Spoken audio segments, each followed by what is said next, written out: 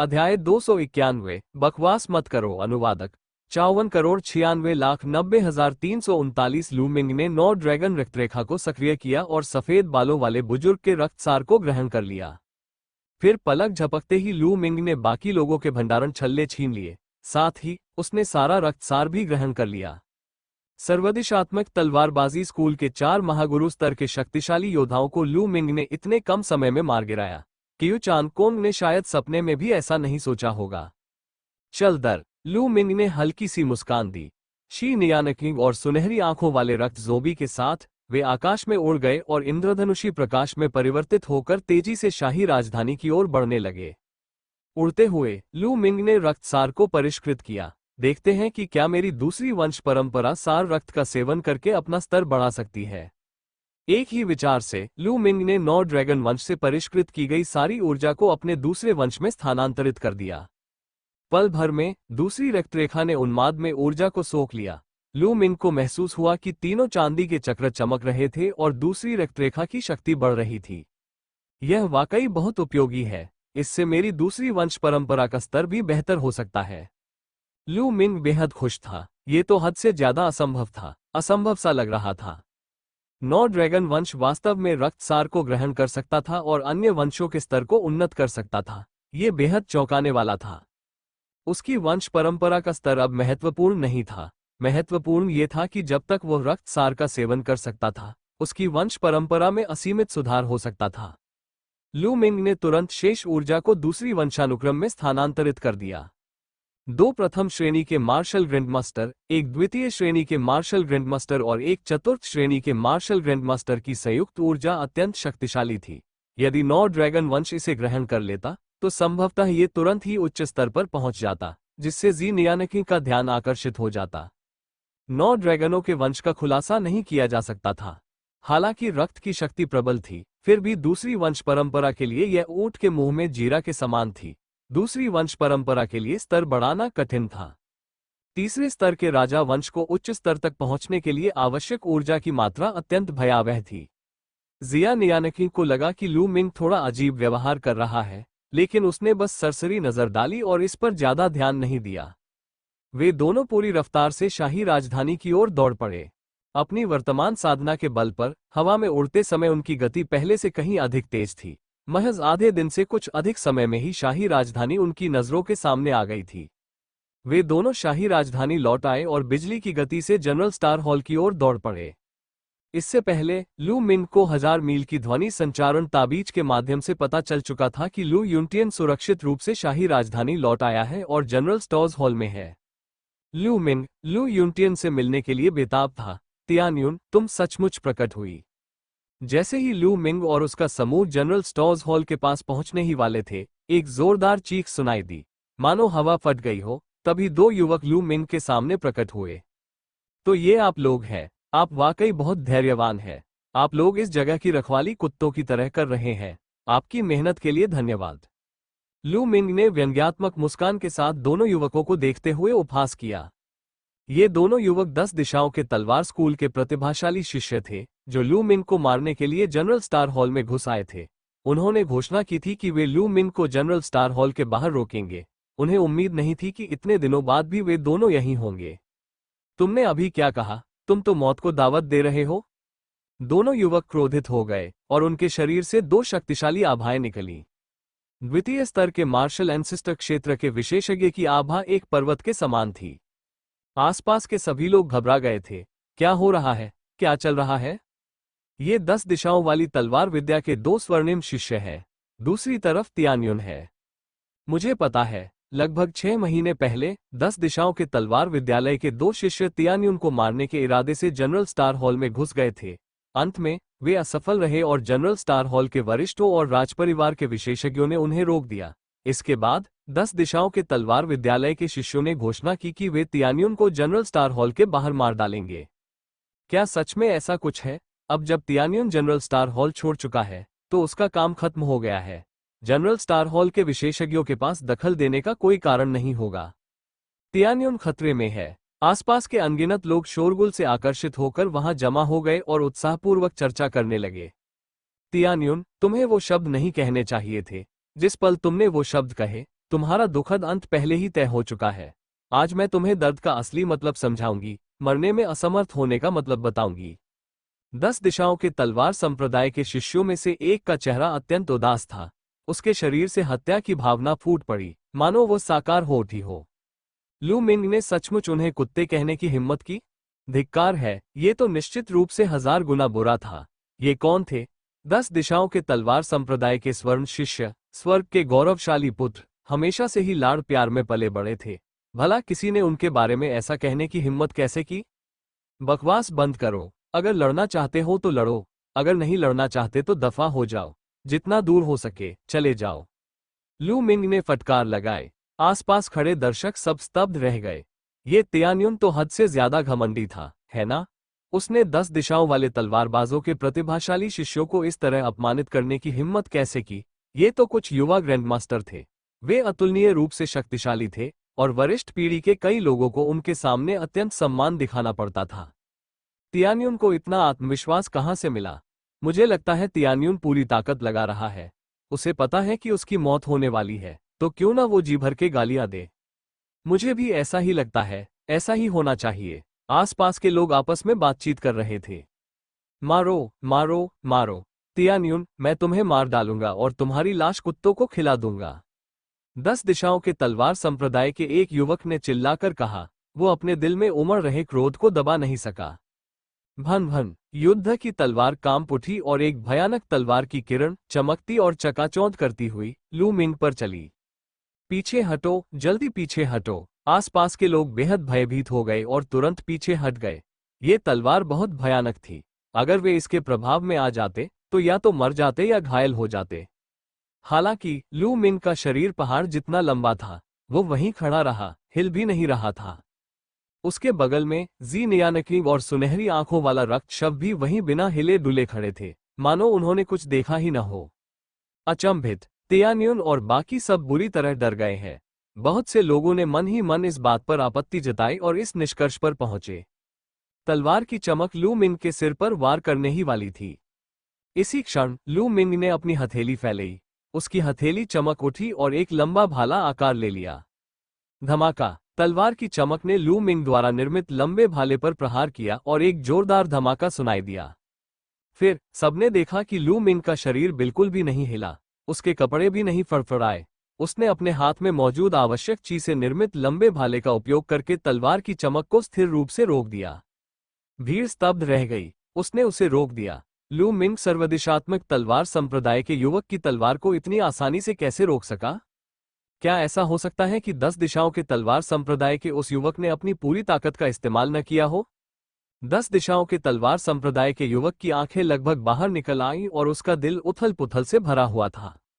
दूसरों को शायद ये बात पता न हो, लेकिन वह अच्छी तरह जानता था कि उसने तलवार के उस हमले में अपनी पूरी ताकत लगा दी थी। इससे पहले लू मिंग को तलवार के इस हमले के तहत दयनीय हालत में भागने के लिए मजबूर होना पड़ा था। उसमें पलटवार करने की भी ताकत नहीं बची थी। कितना समय बीत चुका था? ये कैसे संभव था कि लू मिंग इतनी आसानी से उसकी तलवार को रोक सके? क्या यही तुम्हारी ताकत है? तुम में जरा भी बदलाव नहीं आया, तुम बस वहीं पर तरक्की कर रहे हो। कितना निराशाजनक। लू मिंग ने थोड़े व्यंग्यात्मक लहजे में बात की। तब लू मिंग का लंबा भाला कांप उठा। भाले का शरीर हिल गया और एक भयानक शक्ति का विस्फोट हुआ। आह! 10 दिशाओं के तलवारबाज विद्यालय के उस युवक ने दिल दहला देने वाली चीख मारी और उसका शरीर तोप के गोले की तरह उड़ गया। संभलने से पहले ही वो 10 से अधिक दीवारों को तोड़ता हुआ आगे बढ़ गया और उसके मुंह से खून बहने लगा। सिसीगू सदमे से कराहने की आवाजें सुनाई दे रही थीं। सभी लोग लू मिंग को हैरानी से देखने लगे। ये बहुत शक्तिशाली था, अंतर बहुत बड़ा था। 10 दिशाओं की तलवार विद्या का स्वर्ण शिष्य बिल्कुल भी प्रतिरोध नहीं कर सका और आसानी से हार गया।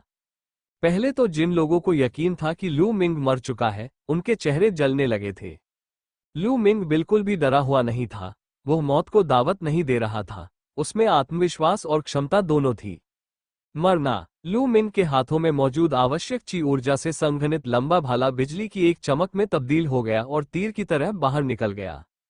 छी! 10 दिशाओं के तलवार स्कूल के युवक की छाती में लंबे भाले ने छेद कर दिया, जिससे उसकी मृत्यु हो गई। दौड़ना! बचा हुआ युवक बुरी तरह भयभीत था और घबराकर दूर भाग गया। तुम्हें किसने कहा कि तुम चल सकते हो? चलो अपने साथियों के साथ चलते हैं। लू मिंग के मुंह से ठंडी आवाज निकली। फिर लू मिंग के हाथ में एक लंबा भाला प्रकट हुआ। वो लंबा भाला शून्य को भेदता हुआ दूसरे पक्ष की ओर बढ़ा। तोड़ना। दूसरे पक्ष ने दहाड़ लगाई और अपनी पूरी ताकत से तलवार से वार किया। एक शक्तिशाली तलवार की ऊर्जा ने लू मिंग के लंबे भाले पर प्रहार किया। हालांकि धड़ाम की आवाज के साथ तलवार की ऊर्जा लंबे भाले से आर पार हो गई। वो लंबा भाला रुका नहीं, वो बिजली की गति से चल रहा था। नहीं। 10 दिशाओं वाले तलवार स्कूल के युवक ने चिल्लाकर कहा। रुकना। दूर से अचानक एक दिल दहला देने वाली चीख सुनाई दी। लेकिन बहुत देर हो चुकी थी। 10 दिशाओं के तलवार विद्यालय के युवक की छाती भाले से भेद दी गई, जिससे एक बड़ा छेद हो गया। उसका शरीर जमीन पर गिर पड़ा और उसका खून हवा में फैल गया। भन भन। इसी दौरान एक भयंकर ध्वनि सुनाई दी, जिससे आकाश भेदन हो उठा और आकाश में एक आकृति प्रकट हुई। ये शख्स भी लगभग 20 वर्ष का एक युवक था। कियू चांगली। ये कियू चांगली है। उस युवक को देखकर किसी ने हैरानी जताई। इस दौरान कियू झांगलिए का नाम पूरे प्रज्वलित सूर्य साम्राज्य में गूंज रहा था। कुछ समय पहले ही उन्होंने 6 नायकों में से एक लिंग यांची को हराया था, जिसके कारण वे सुर्खियों में अद्वितीय बन गए थे। कुछ लोगों ने तो उसके कारण चिलचिलाती धूप के साथ नायकों की अफवाह पहले ही फैला दी थी। कियू चांगली का चेहरा गुस्से से लाल हो गया। उसने लू मिंग को घूरते हुए कहा, तुम तियान्युन हो। तुमने मेरे 10 दिशाओं वाले तलवार स्कूल के एक प्रतिभाशाली शिष्य को मारने की हिम्मत कैसे की? क्या तुम्हें पता है तुमने कितना बड़ा अपराध किया है? क्या तुम्हें पता है कि यह एक ऐसा बड़ा अपराध है जिसके कारण तुम्हारे परिवार की 9 पीढ़ियां नष्ट हो जाएंगी? हंसी की बात है, लू मिंग ने हल्की सी मुस्कान के साथ कहा, उन्होंने मुझे कई बार मारने की कोशिश की है, तो क्या मैं उन्हें नहीं मार सकता? मुझे परवाह नहीं कि तुम 10 दिशाओं के तलवार संप्रदाय से हो या 9 दिशाओं के तलवार संप्रदाय से। जो भी मुझे चुनौती देने की हिम्मत करेगा, उसे मार डालूंगा। मार डालो, मार डालो, मार डालो। ये 3 शब्द हवा में गूंज उठे। इनमें हत्या का भाव भरा हुआ था और इन्हें सुनकर रोंगटे खड़े हो गए। तुम्हारी हिम्मत कैसे हुई? तुम 10 दिशाओं के तलवार विद्यालय का अपमान कर रहे हो। तुम्हारा सिर कलम कर दिया जाना चाहिए। कियू चांगली ने जोर से चिल्लाते हुए कहा। तभी उसके शरीर से तलवार की ऊर्जा की एक किरण निकली और आकाश की ओर चली गई। अपनी बहन को मार डालो। अगर लड़ना ही है तो लड़ो। इतनी बकवास बातें क्यों करते हो? अब मैं तुम्हें आधिकारिक तौर पर चुनौती देता हूं। लू मिंग पागलों की तरह चिल्लाया। उसकी आवाज गूंजती हुई चारों दिशाओं में फैल गई। सभी लोग स्तब्ध रह गए। क्या तियान्युन सचमुच कियू चांगली को चुनौती देना चाहता था? क्या वह पागल था? हालांकि उसने अविश्वसनीय युद्ध शक्ति का प्रदर्शन किया था और मार्शल पूर्वज क्षेत्र के 2 दान युवक उसका विरोध करने में असमर्थ थे, फिर भी वो एक शक्तिशाली व्यक्ति था। हालांकि किसी को भी यह विश्वास नहीं था कि वो कियू चांगली का मुकाबला कर सकता है। कियू चांगली 10 दिशाओं के तलवार स्कूल द्वारा गुप्त रूप से पोषित एक अद्वितीय प्रतिभावान व्यक्ति थे। जन्म लेते ही उन्होंने जलते सूरज साम्राज्य के 6 नायकों में से एक लिंग यांची को पराजित कर दिया था। वे अत्यंत शक्तिशाली थे और उन्हें जलते सूरज साम्राज्य की युवा पीढ़ी के शिखर पर माना जा सकता है। तियान्युन को सत्ता में आए कितना समय हो गया था? कुछ समय पहले तक तो वह केवल महान मार्शल मास्टर के स्तर पर ही था। भला वो कियू चांगली का मुकाबला कैसे कर सकता था? तियान्युन, तुम ऐसा नहीं कर सकती। इसी क्षण दूर से एक लंबी चीख सुनाई दी और कुछ लोग दौड़कर वहां आ गए। वे हुआची और शाही परिवार के कुछ बुजुर्ग सदस्य थे। बुजुर्ग और हुआची तुरंत वहां पहुंच गए। तियान्युन, जल्दबाजी मत करो। ये शाही राजधानी है। देखते हैं कि कियू चांगली तुम्हारा क्या बिगाड़ सकता है। हुआची ने पुकारा। ऐसा नहीं था कि उन्हें लू मिंग पर भरोसा नहीं था, बल्कि उन्हें लू मिंग पर बहुत भरोसा था। उनका मानना था कि 1-2 साल में लू मिंग 6 धधकते सूरज के नायकों को भी पीछे छोड़ देगा। हालांकि उन्हें विश्वास नहीं था कि लू मिंग कियू चांगली को हरा सकता है। ये बात अविश्वसनीय थी। हुआची, तुम क्या कर रहे हो? यह मत सोचो कि तुम मुझे रोक सकते हो, सिर्फ इसलिए कि तुम कोई बकवास राजकुमार हो। अगर तुमने मुझे गुस्सा दिलाया, तो मैं तुम्हें भी मार डालूंगा। अब मेरे रास्ते से हट जाओ। कियू चांगली ने हुआची की ओर देखा और उसे फटकारा। उसके लहजे से ऐसा लग रहा था कि वो हुआची को बिल्कुल भी महत्व नहीं देता था। तुमने 8वें राजकुमार का अपमान करने की हिम्मत कैसे की? एक बूढ़े आदमी ने तालाब के किनारे से चिल्लाकर कहा। बुजुर्ग, तुम किस लिए चिल्ला रहे हो? अगर मैं अनादर कर रहा हूं तो क्या हुआ? तुम मेरा क्या बिगाड़ सकते हो? सुनो, आज तियान्युन ने हमारे 10 दिशाओं वाले तलवार संप्रदाय के एक स्वर्ण श्रेणी के शिष्य की हत्या कर दी है। उसका अपराध अक्षम्य है और कोई उसे बचा नहीं सकता। कियू चांगली बेहद अहंकारी था और उसने हुआ ची और अन्य लोगों को घूर कर देखा। हुआ ची और अन्य बुजुर्गों के चेहरे पर अप्रिय भाव थे। अरे, क्या तुम्हारी बकवास बंद हुई? मैंने अभी तुम्हें चुनौती दी थी। अगर तुम चुनौती स्वीकार करने की हिम्मत नहीं करते तो सीधे सीधे कह दो। यहाँ विषय बदलने और बकवास करने की कोशिश मत करो। लू मिंग चिल्लाया। सभी लोग स्तब्ध रह गए। कियू चांगली अहंकारी था, लेकिन ये तियान्युन कियू चांगली से भी कहीं अधिक अहंकारी और क्रूर था। तुम कमीने! कियू चांगली का चेहरा पीला पड़ गया और उसे उल्टी आने ही वाली थी। उसने खुद को शांत करने के लिए कुछ गहरी सांसें लीं और ठंडे स्वर में कहा, ठीक है, मैं तुमसे लड़ने के लिए तैयार हूं। ये जीवन मरण की लड़ाई है। किसी बाहरी व्यक्ति को दखल देने की अनुमति नहीं है। अच्छा, मुझे यही चाहिए था। मुझे सच में डर लग रहा है कि अगर मैंने गलती से तुम्हें मार दिया तो 10 दिशाओं वाले तलवारबाज स्कूल का बूढ़ा आदमी मुझसे बदला लेने आ जाएगा। लू मिंग ने जोर से कहा, हा हा हा, तियान्युन, 10 दिशाओं वाली तलवारबाजी स्कूल को तुम क्या समझते हो? चिंता मत करो। अगर तुम सच में मुझे मार सकते हो तो यह मेरी साधना की कमी के कारण होगा। मेरी 10 दिशाओं वाली तलवारबाजी संप्रदाय इस मामले को आगे नहीं बढ़ाएगी। लेकिन मैं तुम्हें बता दूं, तुम मुझे मार नहीं सकते। मैं तुम्हें निराशा का असली रूप दिखाऊंगा। कियू चांगली ने आत्मविश्वास से हंसते हुए कहा। उनकी आवाज दूर दूर तक फैल गई और सबने उसे सुना। ठीक है, तो चलिए लड़ते हैं। लू मिंग ने एक लंबी चीख मारी। वो एक कदम आगे बढ़ा और हवा में प्रकट होकर कियू चांगली के सामने खड़ा हो गया। लू मिंग ने मार्शल पूर्वज स्तर में प्रवेश कर लिया है। ये देखकर हुआ ची का मन जागृत हो गया। उसकी आंखों में पहले आश्चर्य का भाव आया, फिर खुशी का। वो लू मिंग को बहुत अच्छी तरह समझता था। लू मिंग कभी भी ऐसा युद्ध नहीं लड़ता था जिसमें उसे आत्मविश्वास ना हो। भन भन, हाथ के इशारे से एक विशालकाय युद्ध तलवार निकली और कियू चांगली के सिर के ऊपर मंडराने लगी। एक भयानक तलवार ऊर्जा चारों दिशाओं में फैल गई, जिसने आधे आकाश को ढक लिया। मरना! कियू चांगली दहाड़ा। उसकी तलवार कांप उठी और एक भयानक तलवार की किरण में बदल गई जो लू मिंग की ओर बढ़ी। तलवार की ऊर्जा अतुलनीय रूप से शक्तिशाली शक्ति के साथ समाहित थी। पर्वत की गति, उस पर्वत की गति जो पूर्णता के शिखर पर पहुंच चुकी थी, ने तलवार की किरण की आक्रमण शक्ति को अपने चरम पर पहुंचा दिया। 10 दिशाओं के तलवार विद्यालय के 2 स्वर्णिम शिष्य उसके सामने तुच्छ थे। उनकी तुलना करने का कोई तरीका ही नहीं था। तलवार की रोशनी नीचे की ओर तेजी से गिरी, जो भयावह और चौंकाने वाली थी। लू मिंग की आंखों में युद्ध का जोश भरा हुआ था। उसके हाथ में दानव वश में करने वाला भाला प्रकट हुआ और उसने भाले को आगे की ओर चलाया। उसके शरीर में मौजूद वास्तविक ऊर्जा लगातार भाले की नोक पर एकत्रित होती रही। साथ ही वायु और अग्नि की शक्ति भी भाले की नोक पर एकत्रित होकर संकुचित होती रही। ये फायर गन आर्ट का छठा मूव था, विस्फोट। हालांकि लू मिंग ने इसमें संशोधन करके पवन और अग्नि बलों को मिला दिया था। हवा और आग की शक्ति चरम सीमा तक संघनित हो चुकी थी, लेकिन अभी पूरी तरह से एकीकृत नहीं हुई थी। फिर भी इसकी शक्ति पहले से ही बेहद चौंकाने वाली थी। विस्फोट करो, जाओ! लू मिंग चिल्लाया। भाले की नोक से अचानक एक भयानक शक्ति फूट पड़ी। दोनों ताकतें हवा में आमने सामने आईं। धमाका! आकाश और पृथ्वी ऐसे हिल उठे मानो आसमान में सूर्य फट गया हो। भयानक लहरें चारों दिशाओं में फैल गईं। जमीन से देखने पर यह स्पष्ट दिखाई देता था कि हवा में जहां 2 बिंदु आपस में मिलते थे, वहां से हवा की एक तेज लहर उठती हुई दिखाई दी। ये तेजी से फैल गई और पल भर में पूरे शाही शहर को अपनी चपेट में ले लिया। उस समय राजमहल की राजधानी में मौजूद सभी शक्तिशाली साधक स्तब्ध रह गए। उन्होंने उस स्थान की ओर देखा जहां लू मिंग और कियू चांगली लड़ रहे थे।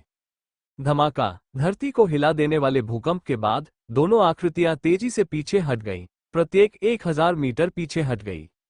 दोनों मुकाबले बराबरी के थे। वूश! पल भर में ही पूरा इलाका हंगामे में तब्दील हो गया। लू मिंग वास्तव में कियू चांगली से सीधे मुकाबले में उतरने में सक्षम था और दोनों के बीच बराबरी का मुकाबला हुआ। ये कैसे संभव है? ये कैसे मुमकिन हुआ? मुझे बताओ, क्या मैं अंधा हो गया हूं? मैंने अभी जो देखा वो सच नहीं था?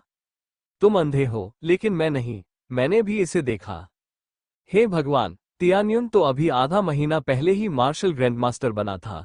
आधा महीना ही बीता है और वो कियू चांगली से लड़ने में सक्षम हो गया है। क्या ये कुछ ज्यादा ही अजीब नहीं है? मैंने अपना जीवन व्यर्थ ही जी लिया। ऐसा लग रहा था कि सभी के होश उड़ गए थे और वे अपने दिल में उमड़ रहे सदमे को व्यक्त करने के लिए बेतरतीब ढंग से चिल्ला रहे थे। ये बेहद चौंकाने वाला था। ये आदमी, ये आदमी, ये आदमी।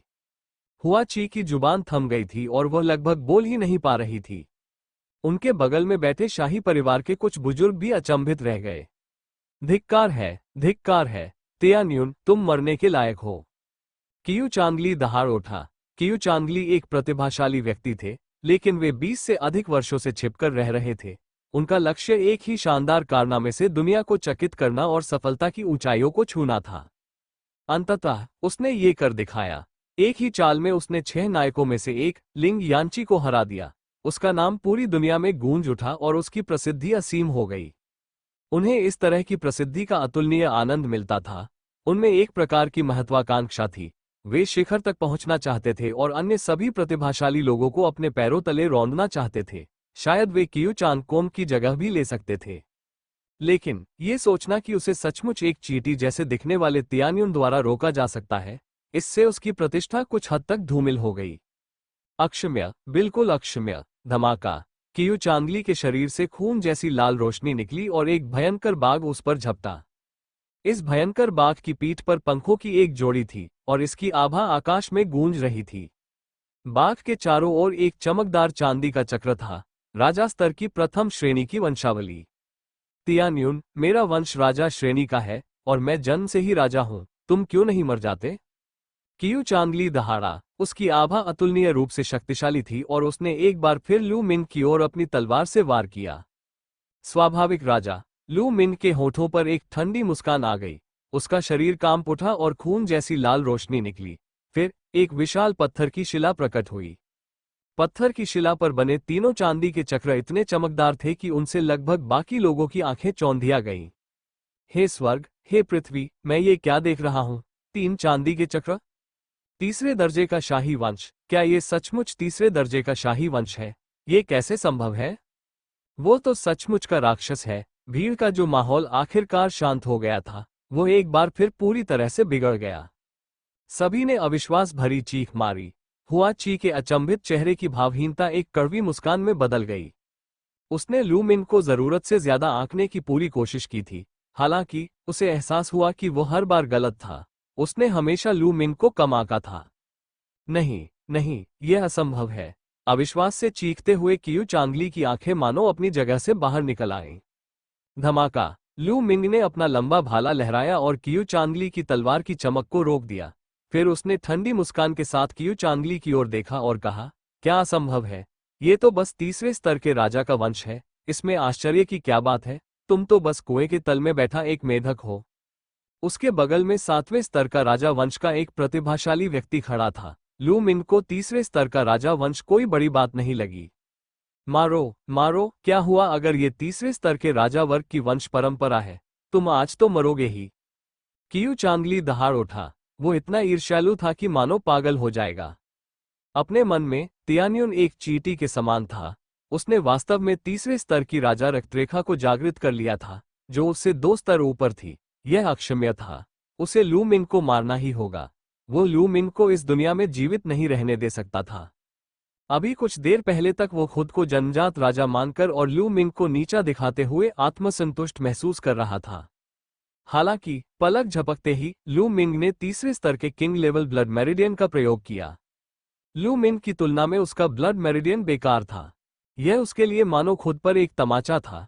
इससे लू मिन के प्रति उसकी जानलेवा मंशा और भी प्रबल हो गई। बुज़्ज़। कियू चांगली की तलवार कांप उठी जब वो लू मिन की ओर बढ़ा। कियू चांगली की ओर बढ़ते हुए लू मिन का भाला कांप रहा था। धमाका, धमाका। उन दोनों के बीच भीषण लड़ाई चल रही थी। यह मानना पड़ेगा कि कियू चांगली वास्तव में बेहद शक्तिशाली थे, अपनी पीढ़ी के अन्य युवा विशेषज्ञों की तुलना में कहीं अधिक शक्तिशाली। वो मार्शल पूर्वज क्षेत्र के तीसरे स्तर के शिखर पर था। उसकी शक्ति अभूतपूर्व सफलता के स्तर पर पहुंच गई थी और उसने निम्न पृथ्वी श्रेणी के मार्शल कौशल को 4थे स्तर तक विकसित कर लिया था। उसकी साधना तकनीक निम्न पृथ्वी स्तर की होनी चाहिए। प्रथम श्रेणी के राजा वंश के साथ वो एक ही वार में 4थे स्तर के पूर्वज मार्शल आर्टिस्ट को मार सकता था। अपने ही स्तर के मार्शल आर्टिस्ट की तो बात ही छोड़िए, वो 2 स्तर ऊपर जाकर 5वें स्तर के पूर्वज मार्शल आर्टिस्ट से भी लड़ सकता था। लू मिन के लिए जीतना आसान नहीं था क्योंकि उसका साधना स्तर उससे एक स्तर नीचे था। इसके अलावा लू मिंग ने किसी भी प्रकार की पृथ्वी स्तरीय मार्शल आर्ट तकनीक का उपयोग नहीं किया। वो कियू चांगली के खिलाफ लड़ने के लिए वायु और अग्नि की शक्ति का उपयोग करना चाहता था। वो कियू चांगली के हाथों का उपयोग करके वायु और अग्नि की शक्ति को संयमित करना चाहता था ताकि वायु और अग्नि की शक्ति जल्द से जल्द पूर्ण रूप से एकीकृत हो सके। धमाका! पलक झपकते ही दर्जनों चालें बीत गईं और लू मिंग धीरे धीरे नुकसान में चला गया। आखिरकार उसने पृथ्वी स्तर की मार्शल कला का उपयोग नहीं किया, इसलिए उसे इस पहलू में भारी नुकसान उठाना पड़ा। तियान्युन की हार निश्चित है। ऐसा लगता है कि कियू चांगली अभी भी अधिक शक्तिशाली है। हालांकि तियान्युन का कियू चांगली से इस हद तक मुकाबला कर पाना अपने आप में बेहद भयावह है। तियान्युन के वंश के साथ वो समय के साथ कियू चांगली को पीछे छोड़ने में सक्षम हो सकता है। लड़ाई देख रहे लोग अपनी राय व्यक्त करने से खुद को रोक नहीं पाए। भीड़ में हुआ ची के चेहरे पर चिंता के भाव थे। बुजुर्गों, यदि भविष्य में तियान्युन आपका मुकाबला करने में सक्षम न हो तो आपको हर हाल में तियान्युन को बचाना होगा, चाहे इसके लिए आपको कितनी भी कीमत चुकानी पड़े। हुआ ची ने गुप्त रूप से शाही परिवार के बुजुर्गों को एक संदेश भेजा। 8वें राजकुमार, चिंता मत करो, हम युवा स्वामी तियान्युन की रक्षा करेंगे, चाहे इसके लिए हमें अपनी जान ही क्यों न देनी पड़े। शाही परिवार के कुछ वरिष्ठ सदस्यों ने यह बात कही। तभी हुआ ची को थोड़ा सुकून मिला और उसने लड़ाई देखना जारी रखा।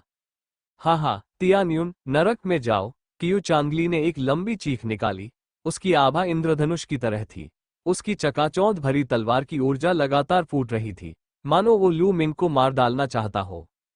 इस समय लू मिंग ने बाहरी दुनिया की हर बात पर ध्यान नहीं दिया। वो पूरी तरह से अपनी ही दुनिया में, पवन और अग्नि की दुनिया में डूबा हुआ था। जल्द ही, बस थोड़ा सा और हवा और आग पूरी तरह से एक हो जाएंगी, बस थोड़ा सा और। लू मिंग की आंखें चमक उठीं। उसने अपने हाथ में पकड़े लंबे भाले को तेजी से लहराया। अंतरिक्ष भाले की छायाओं से भर गया। इतना ही नहीं, हर छाया पिछली छाया से ज्यादा शक्तिशाली थी। पलक झपकते ही दर्जनों चालें चली गईं। अचानक लू मिंग का दिल जोर से धड़कने लगा। उसे महसूस हुआ कि वायु और अग्नि एक ऐसे बिंदु पर पहुंच गए हैं जहां वे पूरी तरह से एक हो चुके हैं।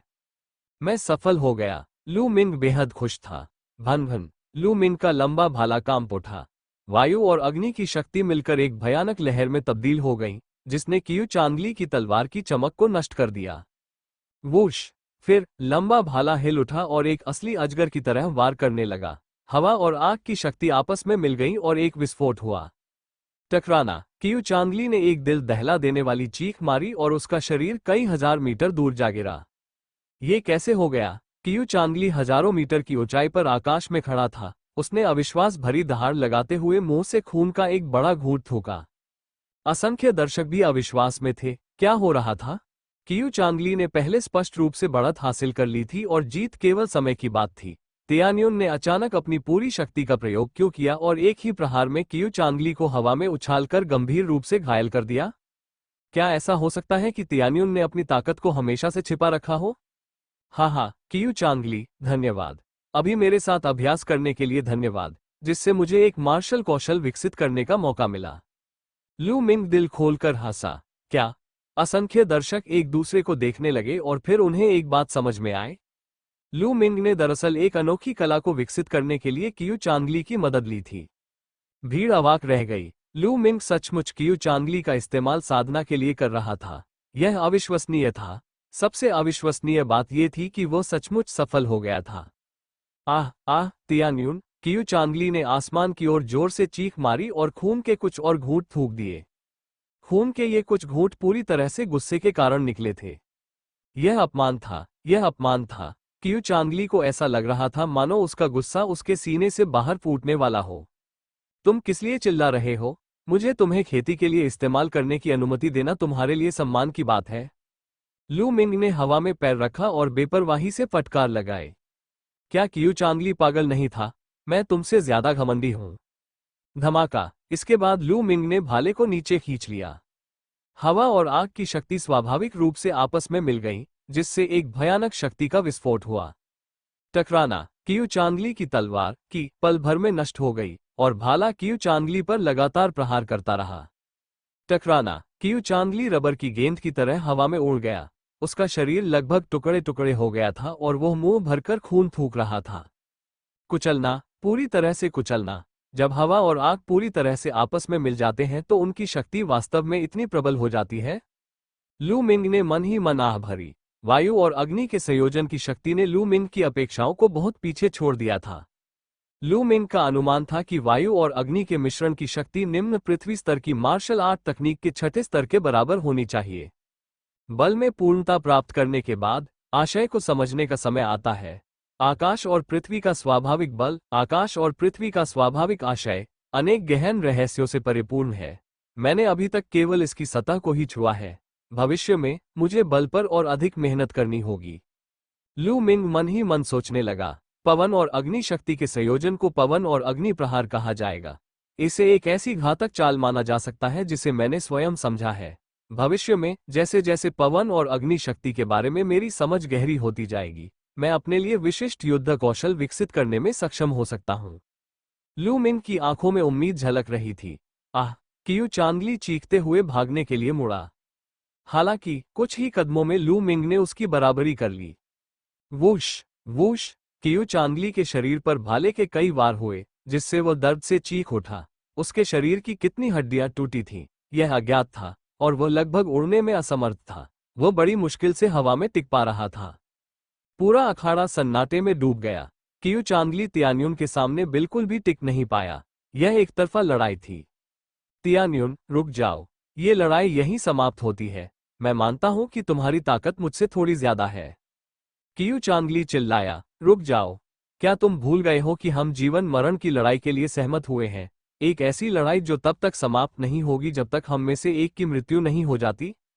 लू मिंग ने कियू चांदली की ओर बढ़ते हुए व्यंग्यपूर्ण मुस्कान दी। कियू चांदली ने अपनी आखिरी ताकत लगाकर पीछे हटते हुए चिल्लाया, नहीं, तुम मुझे नहीं मार सकते। तियान्युन, मैं तुम्हें चेतावनी दे रहा हूं। मैं 10 दिशाओं के तलवार स्कूल का अद्वितीय प्रतिभाशाली शिष्य हूं, और मेरा भविष्य विश्व शिखर पर पहुंचने वाला है। अगर तुमने मुझे मारा तो 10 दिशाओं का तलवार स्कूल तुम्हें कभी नहीं छोड़ेगा। ये तो मजाक है। हम दोनों के बीच जीवन मरण का युद्ध है। कोई भी पक्ष इस मामले को आगे नहीं बढ़ाएगा। यही मार्शल आर्ट का नियम है। अगर 10 दिशाओं का तलवार स्कूल इस वजह से इस मामले को आगे बढ़ाता है तो वह मार्शल आर्ट के नियम का उल्लंघन करेगा और दुनिया भर के सभी मार्शल आर्ट साधकों का दुश्मन बन जाएगा। मैं देखना चाहता हूं कि क्या 10 दिशाओं का तलवार स्कूल ऐसा कर सकता है। लू मिंग ने जवाब में उपहास किया। उसी समय वो निर्मम हत्या के इरादे से कियू चांदली की ओर बढ़ा।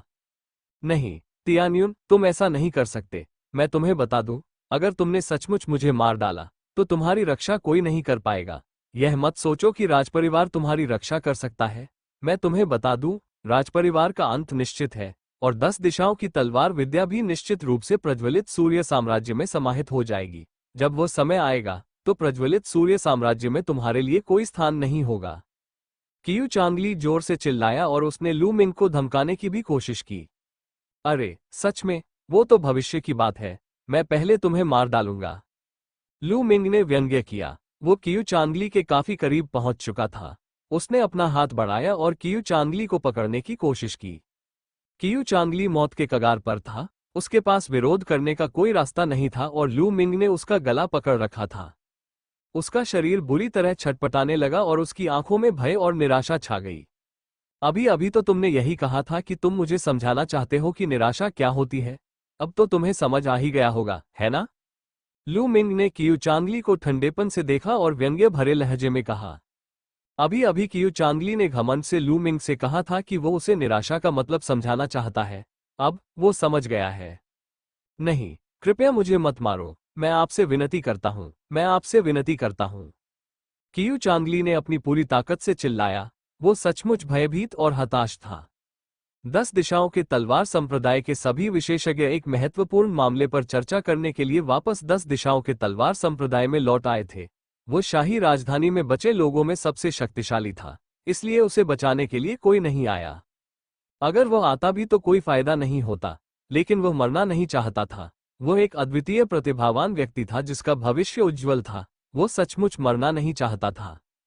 उस क्षण वो पश्चाताप से भर गया। उसे लू मिंग को उकसाने की क्या जरूरत थी?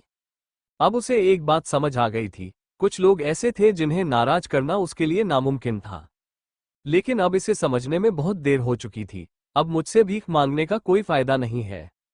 लू मिंग की आंखें ठंडी चमक उठी। फिर उसकी मूल ऊर्जा विस्फोटित हो गई। टकराना, कियू चांगली का शरीर हवा में फट गया। लू मिंग ने गुप्त रूप से अपनी रक्त नलिका को नियंत्रित किया और कियू चांगली के रक्त सार को ग्रहण कर लिया। बेशक वो अपनी भंडारण अंगूठी को नहीं छोड़ेगा। मौन, इस समय ऐसा लग रहा था मानो पूरी शाही राजधानी में सन्नाटा छा गया हो। कियू चांगली की हत्या तियान्युन ने की थी। ये प्रतिभाशाली व्यक्ति, जो अभी अभी उभरा था और चिलचिलाती धूप के 7 नायकों में से एक बनने ही वाला था, पल भर में ही मारा गया।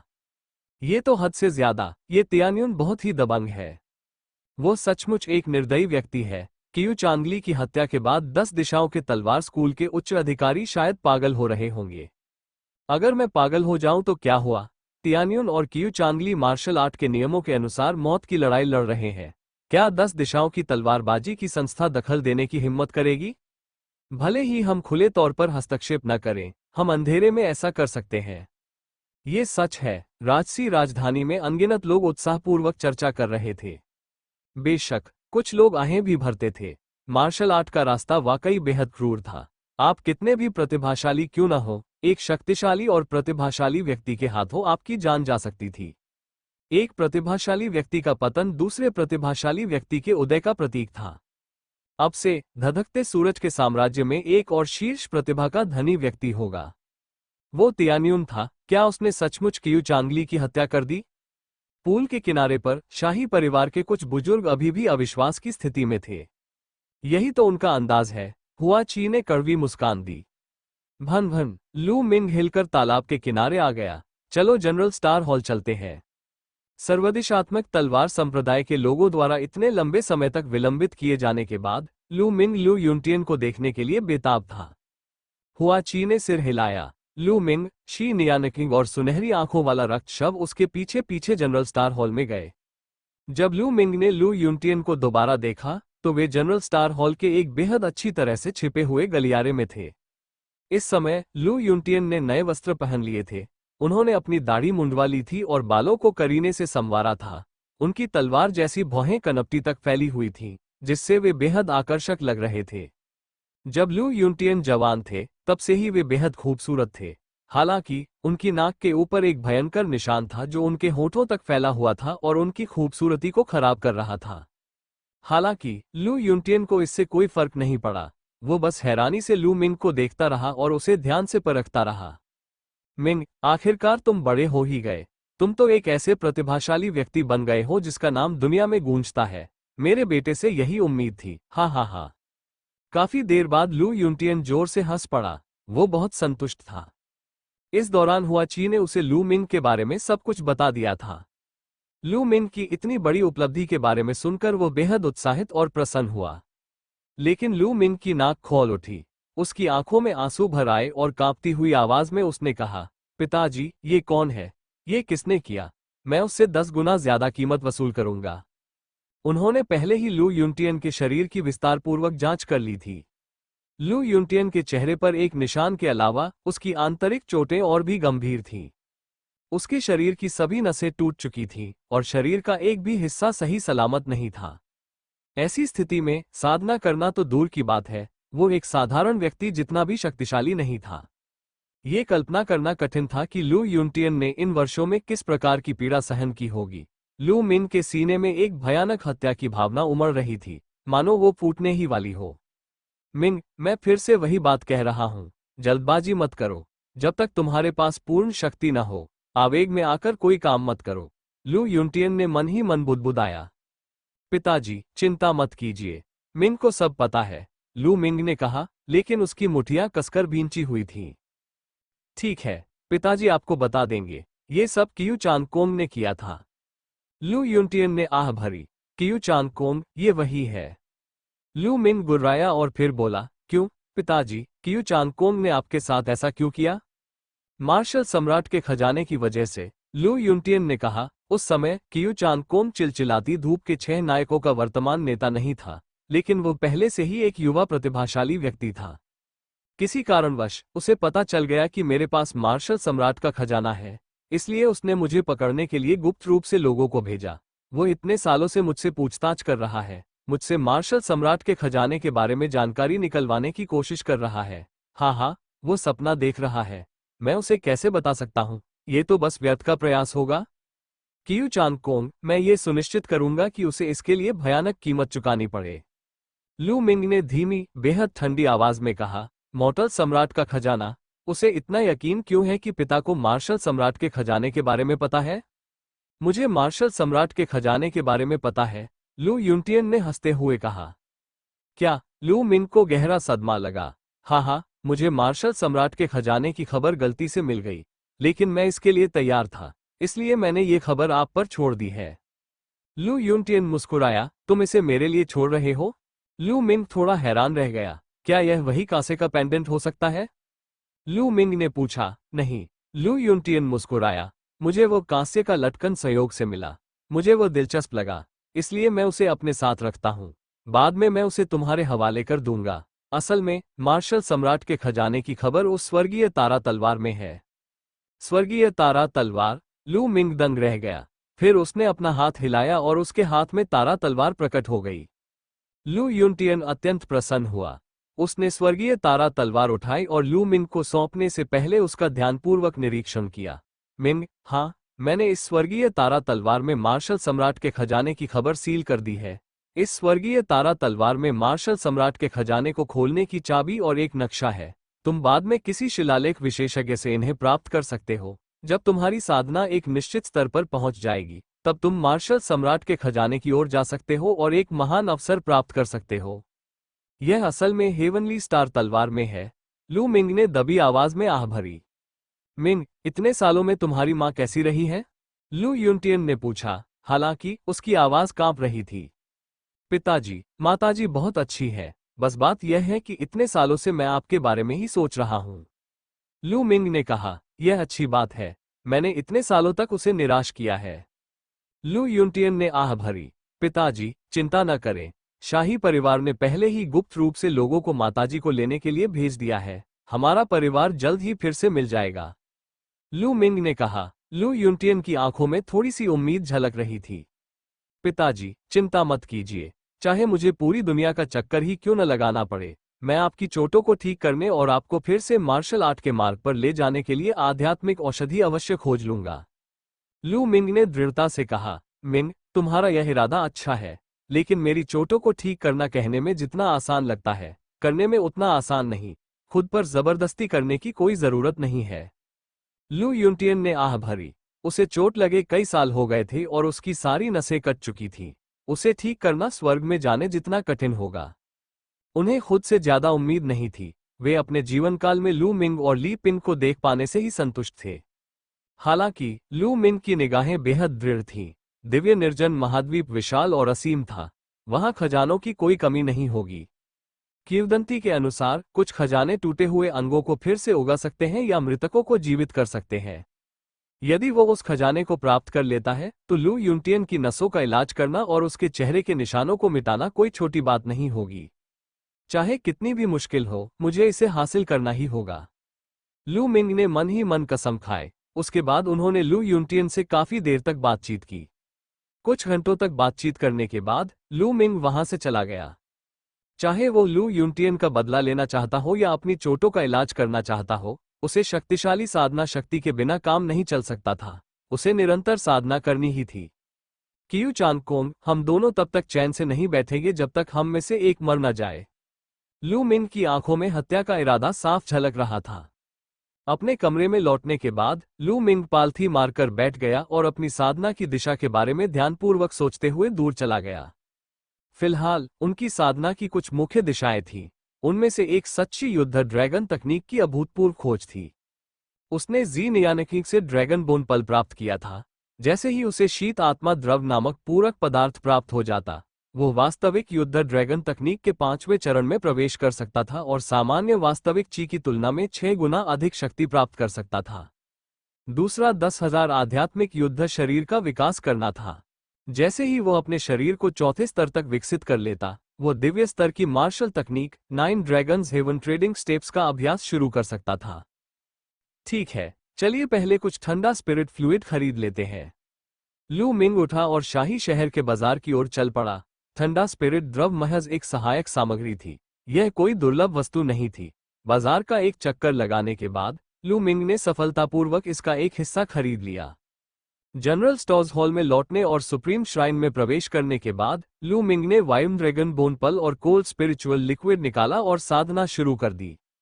सबसे पहले उसने जल ड्रैगन अस्थि मनके को परिष्कृत किया और फिर उसे ठंडे आध्यात्मिक तरल के साथ मिलाया। आधे दिन बाद वास्तविक युद्ध ड्रैगन तकनीक ने सफलतापूर्वक सफलता प्राप्त कर ली और 5वें चरण तक पहुंच गई। उनकी नसों में उमड़ती हुई सच्ची ची ऊर्जा विशाल और अनंत रूप से प्रवाहित हो रही थी। लू मिंग की युद्ध क्षमता में काफी वृद्धि हो गई थी। अगर मैं सच्चे युद्ध ड्रैगन तकनीक को 9वें चरण तक विकसित कर लूं, तो मेरे पास 10 गुना अधिक सच्ची ची ऊर्जा होगी। मुझे आश्चर्य है कि मैं कितना शक्तिशाली हो जाऊंगा।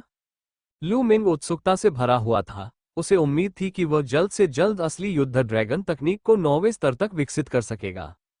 आवश्यक ची की 10 गुना अधिक मात्रा के साथ लू मिंग समान स्तर के लोगों में अद्वितीय होगा, जब तक कि दूसरा पक्ष भी दिव्य स्तर की तकनीक का अभ्यास न कर रहा हो। अब चलिए गिनते हैं।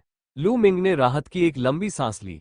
फिर उसने अपना हाथ हिलाया और जमीन पर भंडारण के छल्लों का एक ढेर प्रकट हो गया। ये सभी चीजें इस अवधि के दौरान दुश्मनों को मारकर प्राप्त की गई थीं। बादल सम्राट महल के अवशेषों में हालांकि उसने बहुत से लोगों को नहीं मारा, लेकिन उसके विरोधियों ने बहुत से लोगों को मार डाला था। उनमें से किसने कुछ लोगों की जान नहीं ली? इसलिए जब उसने भंडारण के छल्लों को छांटा तो उनकी संख्या 200 से अधिक थी। लगभग 200 भंडारण अंगूठियों में से अधिकांश 8वीं या 9वीं श्रेणी के ग्रैंडमास्टर स्तर के युवा प्रतिभाशाली लोगों की थी, लेकिन दर्जनों भंडारण अंगूठियां ऐसी भी थीं जो मार्शल ग्रैंडमास्टर्स की थीं। कियू चांगली और झाओ होंग जैसे अद्वितीय प्रतिभावान व्यक्तियों द्वारा निर्मित भंडारण अंगूठियां भी मौजूद थीं। लू मिंग को अंदर मौजूद धन दौलत की बहुत उम्मीद थी। उन्हें इस बात की जानकारी नहीं थी और वे हैरान रह गए। हालांकि लू मिंग मानसिक रूप से तैयार था, फिर भी वह अवाक रह गया। आध्यात्मिक क्रिस्टलों के पहाड़ को भी एक भंडारण वलय में नहीं रखा जा सकता था। कुल मिलाकर 55.56 मिलियन आध्यात्मिक क्रिस्टल थे। 50 मिलियन, ये कितना भयावह आंकड़ा था। लू मिंग स्तब्ध रह गया। अपनी खुशी को काबू में रखते हुए लू मिंग ने आध्यात्मिक क्रिस्टलों को रखने के लिए कुछ स्टोरेज रिंग का इस्तेमाल किया और अन्य वस्तुओं को देखा। वहां 4000 से अधिक आध्यात्मिक हथियार थे। वहां 12000 से अधिक आध्यात्मिक जड़ी बूटियां और घासें थीं। हालांकि उनमें से अधिकांश बहुत उच्च स्तर के नहीं थे और उनमें से केवल कुछ ही लेवल 4 तक पहुंचे थे। इसके अलावा विभिन्न साधना तकनीकों और मार्शल आर्ट तकनीकों की 200 से अधिक पुस्तकें, साथ ही सभी प्रकार की गड़ाई सामग्री भी मौजूद थी। वो बहुत अमीर हो गया था। लू मिंग बहुत अमीर हो गया था। इतनी दौलत 5 महान संप्रदायों और शाही परिवार के अलावा मुझे नहीं लगता कि धधकते सूरज के साम्राज्य में मौजूद अन्य छोटी ताकतों के पास इतनी दौलत होगी, भले ही वे दिवालिया हो जाएं। लू मिंग ने दबी आवाज में आह भरी। आधे घंटे बाद लू मिंग ने विभिन्न वस्तुओं को भंडारण रिंग में रख दिया और उन्हें सुरक्षित रख लिया। फिर उसने उसे अपने पास रख लिया और 10,000 आत्माओं से लड़ने की शरीर संधि वाली नियमावली लू मिंग के हाथों में आ गई। उसने उसे खोला और ध्यान से पढ़ना शुरू कर दिया। 1 घंटे बाद लू मिंग ने गुप्त नियमावली को बंद कर दिया। 10,000 आध्यात्मिक युद्ध शरीर इतना भयानक और रहस्यमय है। लू मिंग चकित रह गया। 10,000 मील लंबा युद्ध शरीर दुनिया की सभी आत्माओं को परिष्कृत कर सकता है और 10,000 आत्माओं की ऊर्जा उत्पन्न कर सकता है, जो शरीर में एकीकृत होकर शरीर की शक्ति में लगातार सुधार करेगी। 10,000 आत्माएं, जब तक कि दुनिया में आध्यात्मिकता से संबंधित कोई चीज हो, उसका उपयोग किया जा सकता है। उदाहरण के लिए, सभी प्रकार की आध्यात्मिक जड़ी बूटियों, धातु सामग्री और अयस्कों जिनमें आध्यात्मिक सार होता है, को 10,000 आत्माओं की ची में परिष्कृत किया जा सकता है ताकि शरीर को विकसित किया जा सके। इसका इस्तेमाल जीवित प्राणियों पर भी किया जा सकता था। यह बहुत डरावना था। जैसा कि उस तकनीक से उम्मीद की जाती है जो शरीर को 9वें स्तर तक विकसित कर सकती है, ये वास्तव में बहुत ही कठोर है। लू मिंग हैरान और उत्साहित दोनों थी। फिर लू मिंग ने अपनी आंखें बंद कर ली और समझने की कोशिश करने लगा। लगातार 3 दिनों से लू मिंग 10,000 आध्यात्मिक युद्ध शरीर को समझने की कोशिश कर रहा था। राजमहल की राजधानी से हजारों मील दूर पहाड़ों का एक ऐसा विस्तार था जो किसी परीलोक की तरह अनंत तक फैला हुआ था। यही 10 दिशाओं की तलवारों के संप्रदाय, 10 दिशाओं के पर्वत का स्थान था। 10 वर्ग मीटर के पर्वत के सबसे ऊंचे स्थान पर एक हॉल में 1 दर्जन लोग बैठे थे। उनमें से प्रत्येक वहां अनायास ही बैठा था, लेकिन उनसे पहाड़ों जितनी विशाल और समुद्र जितनी गहरी, विशाल और अथाह आभा निकल रही थी। 10 दिशाओं की तलवार संप्रदाय के नेता कियू वयाग उदास चेहरे के साथ सर्वोच्च स्थान पर बैठे थे। हॉल का वातावरण बेहद घुटन भरा था। टकराना। अचानक ठंडे चेहरे वाले एक बूढ़े व्यक्ति ने मेज पर जोर से हाथ पटका और चिल्लाया, उस बदमाश तियान्युन को मेरे 10 दिशाओं वाले तलवार संप्रदाय के अद्वितीय नायक की हत्या करने के लिए मरना ही चाहिए। संप्रदाय प्रमुख, कृपया मुझे स्वयं तियान्युन को मारने की अनुमति दें। यह अनुचित है, एक और आवाज सुनाई दी। तियान्युन और चांदली के बीच जीवन मरण का युद्ध चल रहा था। शाही राजधानी में अनगिनत लोग इसे देख रहे थे। अगर हम तियान्युन को इस तरह मार डालते हैं तो मुझे डर है कि इससे युद्ध जगत का प्रकोप भड़क उठेगा। फिर हम हत्यारों को भेज सकते हैं, उस निर्मम चेहरे वाले बूढ़े व्यक्ति ने कहा। तियान्युन एक छोटी सी बात है, हमारी योजना अधिक महत्वपूर्ण है। मुझे नहीं लगता कि हम तियान्युन को अपनी योजना पर असर डालने दे सकते हैं। पहले वाले व्यक्ति ने कहा। भीड़ में फिर से सन्नाटा छा गया।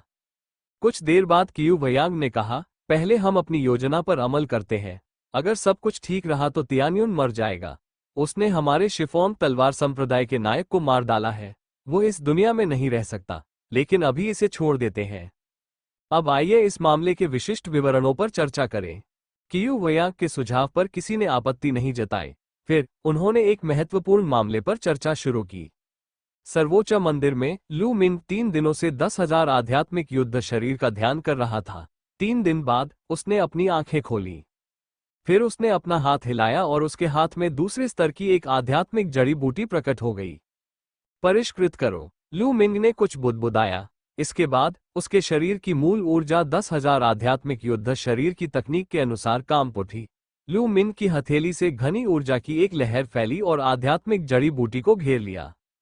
कुछ सांसों के बाद वो आध्यात्मिक जड़ी बूटी गायब हो गई।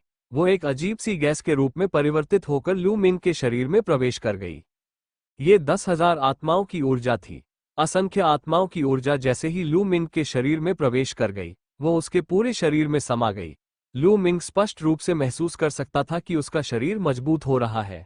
हालांकि यह वृद्धि बहुत अधिक नहीं थी, बल्कि बहुत कम थी, फिर भी वह वास्तव में मजबूत हो रहा था। ये सामान्य शारीरिक साधना तकनीकों की तुलना में कई गुना अधिक तीव्र थी। अद्भुत, ये तो अद्भुत है। लू मिंग चौंक गया और उसकी आंखों में उत्साह झलक रहा था। फिर उसने तीसरे स्तर की एक आध्यात्मिक जड़ी बूटी निकाली और उसे 10,000 आत्माओं की ऊर्जा में परिवर्तित कर अपने शरीर को बेहतर बनाया। अगले 3 दिनों तक लू मिंग ने आध्यात्मिक जड़ी बूटियों को परिष्कृत करना और अपने शारीरिक स्वास्थ्य में सुधार करना जारी रखा। इन 3 दिनों में उन्होंने कम से कम 200 आध्यात्मिक जड़ी बूटियों को परिष्कृत किया। अंततः उनके शरीर ने सीमा को पार कर लिया और एक ही बार में चौथे दर्जे के शरीर को प्राप्त कर लिया। चौथी कक्षा के बच्चे का शारीरिक गठन अत्यंत अद्भुत था। लू मिंग अपनी इच्छा से अपनी मांसपेशियों, हड्डियों और शरीर के आकार को लगभग बदल सकता था।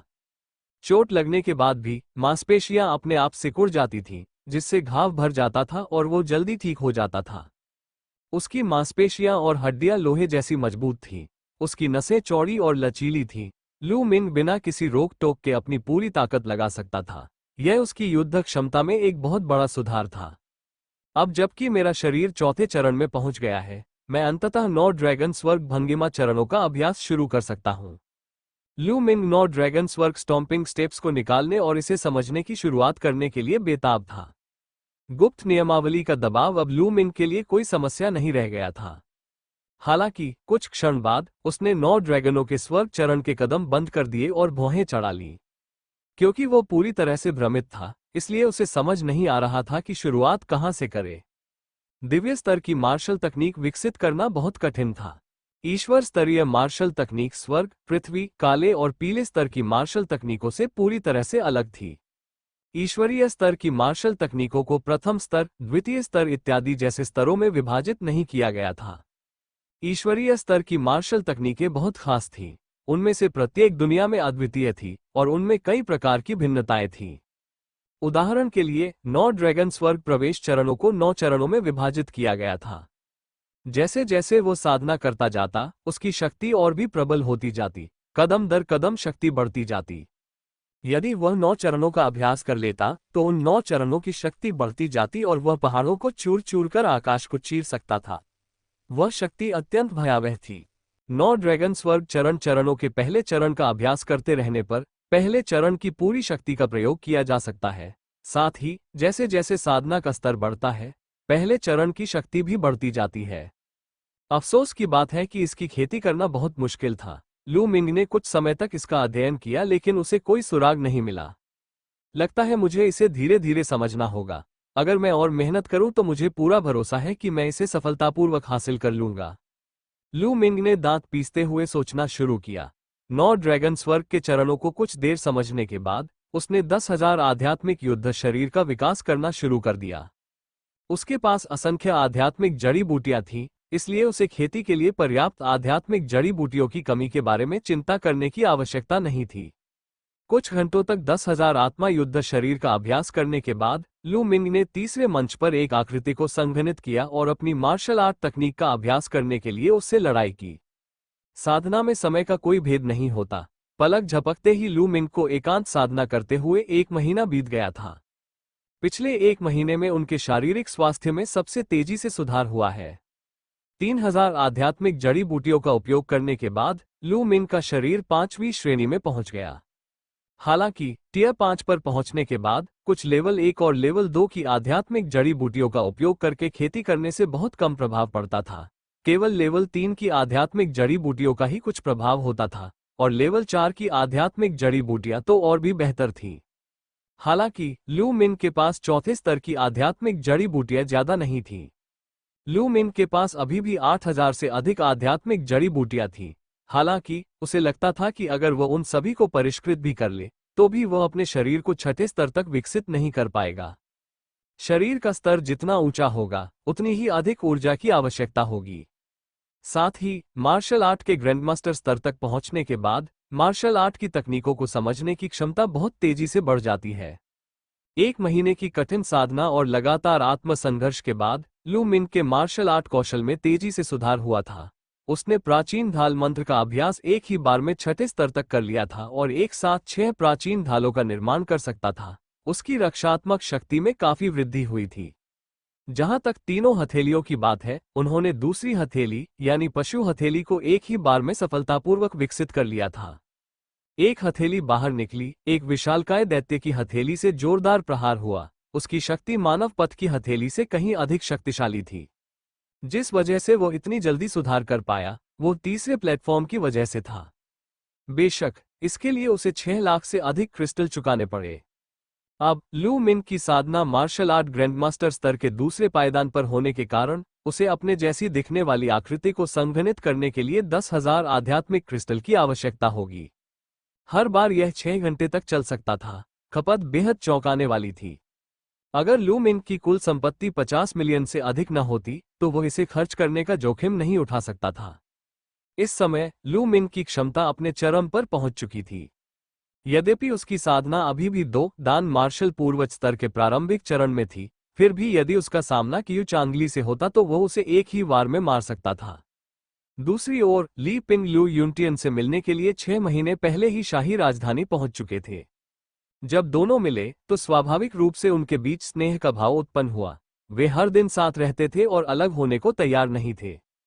इस दौरान शी नियानकी भी एकांत में साधना कर रहे थे। जहां तक सुनहरी आंखों वाले रक्त लाश की बात है, लू मिंग ने उसे एक जगह पर निष्क्रिय पड़े रहने के लिए कहा था। उस दिन हुआ ची जल्दी से लू मिंग के पास आए और उसे एक चौंकाने वाली खबर सुनाए। डार्क मून साम्राज्य ने ब्लेजिंग सन साम्राज्य पर हमला करने के लिए 10 लाख सैनिकों को भेजा था। उत्तर में स्थित घोस्ट मून सेबर संप्रदाय ने पहले ही बनिंग सन साम्राज्य से मदद मांगी थी। उत्तरी सीमा पर तैनात शाही परिवार की दोनों सेनाओं ने भी मदद मांगी। पूरा धधकते सूरज का साम्राज्य हिल गया। हालांकि इन यूए साम्राज्य और प्रज्वलित सूर्य साम्राज्य के बीच निरंतर संघर्ष चलता रहा था, फिर भी उनके द्वारा 10 लाख सैनिकों की सेना भेजकर आक्रमण करना दुर्लभ था। वास्तव में इतिहास में ऐसा केवल कुछ ही बार हुआ है। लू मिंग इस बार राजपरिवार एक विशिष्ट सेना के साथ साथ कुछ ऐसे युवा प्रतिभाशाली योद्धाओं को भी भेज रहा है जिन्हें राजपरिवार गुप्त रूप से प्रशिक्षित कर रहा है। वे उत्तर की ओर जाएंगे। एक ओर तो इसका उद्देश्य राजपरिवार की प्रतिष्ठा बढ़ाना है और दूसरी ओर इन युवा प्रतिभाशाली योद्धाओं को प्रशिक्षित करना है। लेकिन जैसा कि आप जानते हैं, सभी प्रतिभाशाली लोग अभिमानी और उद्दंड होते हैं। कोई भी दूसरे के अधीन होने को तैयार नहीं होता। मेरे पिता इस सेना के कमांडर के रूप में किसी को चुनना चाहते थे ताकि इन युवा विशेषज्ञों को नियंत्रित किया जा सके, लेकिन विचार करने के बाद केवल आप ही इसके लिए उपयुक्त है। हुआ ची ने लू मिंग से कहा। मुझे? लू मिंग स्तब्ध रह गया। जी हाँ, आपसे बेहतर कोई नहीं है। सच कहूं तो इनमें से कुछ युवा विशेषज्ञ स्टार क्लस्टर हॉल के प्रतिभाशाली हैं, और कुछ को शाही परिवार ने गुप्त रूप से भर्ती करके बचपन से ही ब्लड झाओ साम्राज्य के महान सूर्य महल में प्रशिक्षण के लिए भेजा था। वे सभी बेहद प्रतिभाशाली हैं और आम लोग उन्हें वश में नहीं कर सकते। हुआ ची ने कड़वी मुस्कान के साथ समझाया। लेकिन पिताजी ने कहा कि वो तुम्हें मजबूर नहीं करेंगे। अगर तुम नहीं जाना चाहती तो वो किसी और को ढूंढ लेंगे। हुआ ची ने कहा। हाँ, क्यों नहीं? लू मिंग मुस्कुराया। इतने लंबे समय तक एकांतवास में रहने के बाद वह बाहर निकलकर खुद को प्रशिक्षित करना चाहता था। युद्ध क्षेत्र निस्संदेह प्रशिक्षण के लिए सबसे अच्छी जगह थी। लू मिंग, तुम सहमत हो? बहुत बढ़िया। मैं वापस जाकर अपने पिता को सूचना देता हूँ। अगर सब ठीक रहा तो हम 2 दिन में रवाना हो जाएंगे। हुआ ची बेहद खुश थी। लू मिंग ने सिर हिलाया। फिर हुआ ची विदा हो गया। मैं भी जाकर पिताजी और माताजी को अलविदा कहूंगा। उसके बाद लू मिंग लू यूनटियन के आवास पर गए। लू यूनटियन और ली पिंग ने इस खबर पर कोई आपत्ति नहीं जताई।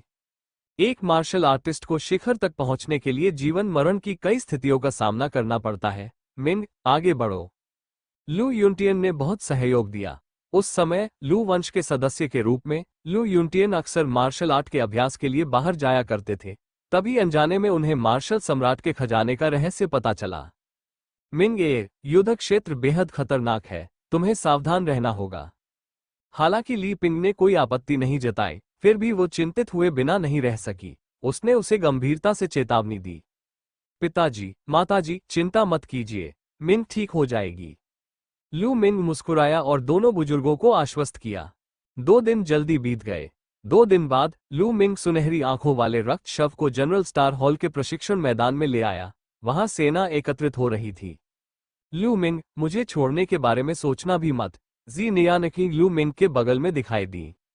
छोटी किंग, क्या हुआ? क्या तुम मुझे छोड़कर नहीं जा सकती? लू मिंग खिलखिलाकर हंस पड़ा। कौन तुम्हें छोड़कर जाने का दुख सहन नहीं कर सकता? मुझे डर है कि तुम भाग जाओगे या युद्ध के मैदान में मर जाओगे। अगर ऐसा हुआ तो मैं किससे बदला लूंगा? मैं तुम्हें कैसे कुचल दूंगा? जी नियानक्विंग ने सूंघा। हाँ, तो मेरे साथ आओ। लेकिन मैंने सुना है कि उत्तर में बहुत ठंड होती है। तुम्हें रात में मेरा बिस्तर गर्म करना होगा। लू मिंग हंसा और आगे बढ़ गया। अपने सपनों में अपने सिर को गर्म करो। जैसे जैसे वे दोनों दूर जाते गए, जी नियानकिंग की उग्र आवाज सुनाई देने लगी। जनरल स्टार हॉल के फील्ड कमांडर के सामने बख्तरबंद सैनिकों की कतारें खड़ी थीं। ये सभी सैनिक लंबे और हटे कट्टे थे, और उनसे एक शक्तिशाली और खूंखार आभा निकल रही थी। एक नज़र में ही कोई बता सकता था कि वे सभी कुलीन सैनिक थे, युद्ध की कठिनाइयों से गुजर चुके अनुभवी सैनिक थे। कुल मिलाकर 20,000 सैनिक थे। सूर्य की रोशनी 20,000 सैनिकों वाली सेना के कवच पर पड़ रही थी, जिससे एक ठंडी चमक निकल रही थी। मार्शल आर्ट के मैदान के शीर्ष पर दर्जनों लोग खड़े थे। उनमें से अधिकतर 20 वर्ष की आयु के युवक थे, और प्रत्येक के भीतर एक प्रबल और गहन आभा थी। यहाँ तक कि उनमें से सबसे कमजोर भी 9वीं श्रेणी का महान मार्शल मास्टर था। 10 ऐसे युवक थे जिनकी आभा पर्वतों के समान प्रबल थी, और वे स्पष्ट रूप से मार्शल पूर्वज क्षेत्र के विशेषज्ञ थे। इन 10 लोगों में से 7 लोग तारामंडल हॉल के सबसे शक्तिशाली विशेषज्ञ थे, जो 5 महान संप्रदायों के स्वर्ण शिष्यों के समकक्ष थे। शेष 3 लोगों की आभा सबसे प्रबल थी। जब उन्होंने चारों ओर देखा तो उनमें गर्व की एक हल्की सी झलक दिखाई दी। वे प्रतिभाशाली बच्चे थे जिन्हें शाही परिवार ने प्रशिक्षण के लिए विशाल सूर्य महल में भेजा था। बीच में जलते सूरज साम्राज्य के सम्राट हुआ झेंगेक सिंह खड़े थे। हुआ झेंगेक सिंह के बगल में हुआ ची थी। महामहिम, हमारे सेनापति कौन है? वे अभी तक यहाँ क्यों नहीं आए? महाराज को यहाँ प्रतीक्षा करवाना कितना अहंकारपूर्ण है। ग्रेट सन प्रीफेक्चर में खेती कर रहे एक युवक ने असंतुष्ट होकर चिल्लाया। यह सही है, मुझे नहीं लगता कि उनके मन में महामहिम के लिए कोई सम्मान है। मेरी राय में हमें उन्हें उनके पद से हटा देना चाहिए और वरिष्ठ भाई हुआयन को सेनापति बना देना चाहिए। सूर्य के विशाल महल में खेती कर रहे एक अन्य युवक ने कहा। जिस हुआ यंग हे की बात हो रही थी, वो सुनहरे वस्त्र पहने एक युवक था। वो महान सूर्य महल में साधना करने वाला अंतिम युवक था। यह व्यक्ति असाधारण था और उसमें एक राजा जैसी आभा थी। वो शाही हुआ परिवार का सदस्य था, लेकिन प्रत्यक्ष वंशज नहीं था। वो उसकी एक शाखा से था। हालांकि उनकी प्रतिभा बेहद अद्भुत थी। वे पिछले 100 वर्षों में एक दुर्लभ प्रतिभा के धनी थे। सम्राट ने उन्हें पहचान लिया था और साधना के लिए महान सूर्य प्रांत में भेज दिया था। उनकी साधना का स्तर अब अथाह था। हुआ यंग अपने हाथ पीठ पीछे करके खड़ा था। उसका हावभाव असाधारण था और उसकी आंखों में हल्का सा अहंकार झलक रहा था। साथ ही उनके चेहरे पर असंतोष के भाव भी दिखाई दिए। शुरू में तो उसने सोचा था कि इस बार वो कमांडर इन चीफ बनेगा, लेकिन अप्रत्याशित रूप से यह पद किसी और को दे दिया गया, जिससे वो बहुत दुखी हुआ। महाराज, मेरा सुझाव है कि हम वरिष्ठ भाई हुआयन को सेनापति नियुक्त करें। वरिष्ठ भाई हुआयन सैन्य रणनीति में पारंगत हैं और उनकी साधना का स्तर गहरा है। वे निश्चित रूप से सेना का नेतृत्व करेंगे और हर युद्ध में जीत दिलाएंगे। उससे पहले वाले युवक ने हुआ झेंग सिंह को प्रणाम किया और सुझाव दिया। 100 जीते। पता नहीं ये लड़का कहां से आया है, लेकिन ये सचमुच कमांडर इन चीफ का पद हथियाना चाहता है। ये तो मजाक है। हॉल तारामंडल के 7 मार्शल आर्ट ग्रैंडमास्टर्स में से एक व्यक्ति आश्वस्त नहीं था और उसने उपहास उड़ाया। राजपरिवार हमेशा से ही तारामंडल हॉल को सर्वोच्च मानता आया था। वे सातों तारामंडल हॉल के सबसे शक्तिशाली विशेषज्ञ थे। आखिर वे 3 बदमाश आए कहां से? उनके आते ही उनमें सेनापति बनने की लालसा कैसे पैदा हो गई? हॉल तारामंडल के युवा विशेषज्ञ भला इस बात से कैसे सहमत हो सकते थे? बच्चे, तुमने क्या कहा? जिस युवक ने हुआ यंग को सेनापति बनाने का सुझाव दिया था, उसने तारामंडल हॉल के लोगों को गंभीर भाव से देखा। उनका नाम गाओ ली था और उनके हुआ यंग के साथ बहुत अच्छे संबंध थे। क्या तुमने मेरी बात नहीं सुनी? मैंने कहा कि उसमें कमांडर बनने की योग्यता नहीं है। अगर वो कमांडर बनना चाहता है तो वो मेरे स्टार क्लस्टर हॉल का एक प्रतिभाशाली व्यक्ति है। हॉल नामक तारामंडल से आया वो व्यक्ति बोलता रहा। स्टार क्लस्टर हॉल से आया कोई जीनियस? हाँ, मैं हंसते हंसते लोटपोट हो रहा हूँ। कुछ घटिया लोग खुद को जीनियस कहने की हिम्मत करते हैं। ये तो वाकई हास्यास्पद है। गैवेन ने तिरस्कारपूर्वक हंसते हुए कहा, तुम किसे कचरा कह रहे हो? आज मैं तुम्हें अपनी ताकत दिखाऊंगा। स्टार क्लस्टर हॉल से आया वो युवक दहाड़ा और एक शक्तिशाली आभा फूट पड़ी जैसे ही वो गाओ ली की ओर बढ़ा। तुम लड़ना चाहते हो? मुझे भी तो यही चाहिए। गाओ ली का शरीर तेजी से हिला और वह दूसरे पक्ष की ओर झपटा। साथ ही उसने एक मुक्का भी मारा। यह मुक्का पहाड़ जितना शक्तिशाली था और इससे एक जबरदस्त शक्ति फैल गई। स्टार क्लस्टर हॉल से आए युवक ने भी चिल्लाते हुए अपनी हथेली से प्रहार किया। जैसे ही मुट्ठी और हथेली टकराई, हॉल तारामंडल के उस युवक ने दिल दहला देने वाली चीख मारी और उसका शरीर तोप के गोले की तरह उड़ गया। वह जमीन पर जोर से गिरा और मुंह भरकर खून थूक दिया। वो जोन का दूसरा स्तर। स्टार क्लस्टर हॉल से आए युवक ने चिल्लाकर कहा, एक मामूली प्रथम स्तरीय मार्शल पूर्वज मुझसे लड़ना चाहता है। तुम सचमुच मौत को दावत दे रहे हो? गैवेन ने ठंडे स्वर में कहा। इस पूरी प्रक्रिया के दौरान हुआ झेंग सिंह ने उसे रोका नहीं और बस ठंडे भाव से देखता रहा। उन्हें पहले से ही इस परिणाम की उम्मीद थी। जब तक किसी की मृत्यु नहीं होती, उन्हें कोई फर्क नहीं पड़ता। अब अगर आप आश्वस्त नहीं हैं, तो बेझिझक हमला करें। गाओ ली ने तारामंडल हॉल में मौजूद सभी लोगों पर अपनी निगाहें घुमाते हुए अतुलनीय अहंकार दिखाया। तारामंडल हॉल में मौजूद हर किसी के चेहरे पर एक अजीब सा भाव था, क्योंकि वे बीच में खड़े एक गंजे युवक को देखने से खुद को रोक नहीं पा रहे थे। ये गंजा युवक स्टार क्लस्टर हॉल का नंबर 1 विशेषज्ञ था, जिसकी साधना मार्शल पूर्वज क्षेत्र के द्वितीय स्तर की थी। मैं तुमसे लड़ूंगा। गंजे सिर वाला युवक आगे बढ़ा और गाओ ली के सामने खड़ा हो गया। धमाका। कहने को कुछ खास नहीं था और तुरंत ही लड़ाई छिड़ गई। ये कहना ही पड़ेगा कि गाओ ली वाकई बहुत ताकतवर था। हालांकि गंजा युवक उसके बराबर का था, लेकिन वह उसका मुकाबला नहीं कर सका। महज 1 दर्जन चालों में ही वह हवा में उड़ गया और खून की उल्टी करने लगा। तुम सचमुच निकम्मे हो। अब भी नहीं मान रहे? मैं बस इतना ही कह सकता हूं कि तुमने दुनिया नहीं देखी और नहीं किसी बड़े देश के प्रतिभाशाली लोगों को देखा है। क्या तुम्हें लगता है कि कोने में पड़े रहने और थोड़ी बहुत कामयाबी हासिल करने से तुम आत्मसंतुष्ट हो जाओगे? तुम कितने अदूरदर्शी हो। इस तरह तुम कैसे सुधर सकते हो? गाओ ली ने अपने हाथ पीठ के पीछे बांध रखे थे और वह तारामंडल हॉल के लोगों को नीचे देखते हुए एक बड़े व्यक्ति द्वारा अपने कनिष्ठ को अनुशासित करने के लहजे में उन्हें फटकार लगा रहा था। घिनौने, ये लोग कहां से आए? इतने ताकतवर कैसे हो सकते हैं? तारामंडल हॉल में मौजूद सभी लोगों के चेहरे गुस्से से लाल हो गए और वे अपने दिल में दहाड़ने लगे। वे बेहद दुखी थे। हे, गाओ ली ने तिरस्कारपूर्ण मुस्कान के साथ कहा, बड़े भाई हुआयन मुझसे कहीं अधिक शक्तिशाली है। आप उन्हें सेनापति के रूप में क्यों नहीं स्वीकार करते? बिल्कुल नहीं। एक आदमी जो कुछ समय के लिए एक बड़े देश में रहा और खुद को जीनियस समझता है, अपनी ताकत दिखाने के लिए वापस आया है, उसे कमांडर बनने का क्या अधिकार है? इसी दौरान एक धीमी सी आवाज सुनाई दी, कौन है भाई? गाओ ली का चेहरा पल भर में बिगड़ गया। हुआयन का चेहरा उदास हो गया। हुआ ची की बात करें तो यह आवाज सुनकर उसकी आंखों में खुशी की एक झलक दिखाई दी। उस आवाज का मालिक बेशक लू मिंग ही था। अपने हाथों को पीठ के पीछे बांधे हुए लू मिंग जी नियानकिंग और सुनहरी आंखों वाले रक्त शव को अपने साथ लेकर उनकी ओर बढ़ा। बच्चे, तुम कौन हो? तुम्हारी हिम्मत कैसे हुई मुझसे इस तरह बात करने की? गाओ ली ने उदास निगाहों से लू मिंग को देखा। तियानयुन, ये तियानयुन है। लू मिंग के कुछ कहने से पहले ही तारामंडल हॉल के युवा विशेषज्ञ आश्चर्यचकित हुए बिना नहीं रह सके। लू मिंग मुस्कुराया और बोला, मैं कौन हूं? इस बार मैं कमांडर इन चीफ हूं। कमांडर इन चीफ को देखकर अब भी घुटने टेककर सम्मान नहीं देते। क्या तुम्हें सैन्य कानून की समझ नहीं है? कमांडर, आप कमांडर इन चीफ हैं। हास्यास्पद, हास्यास्पद, मैं इसे स्वीकार नहीं कर सकता। गाओ ली चिल्लाया, फिर हुआ झेंगेक सिंह की ओर मुड़ा और प्रणाम करते हुए बोला, महाराज, इस बार सेनापति का पद कोई मामूली बात नहीं है।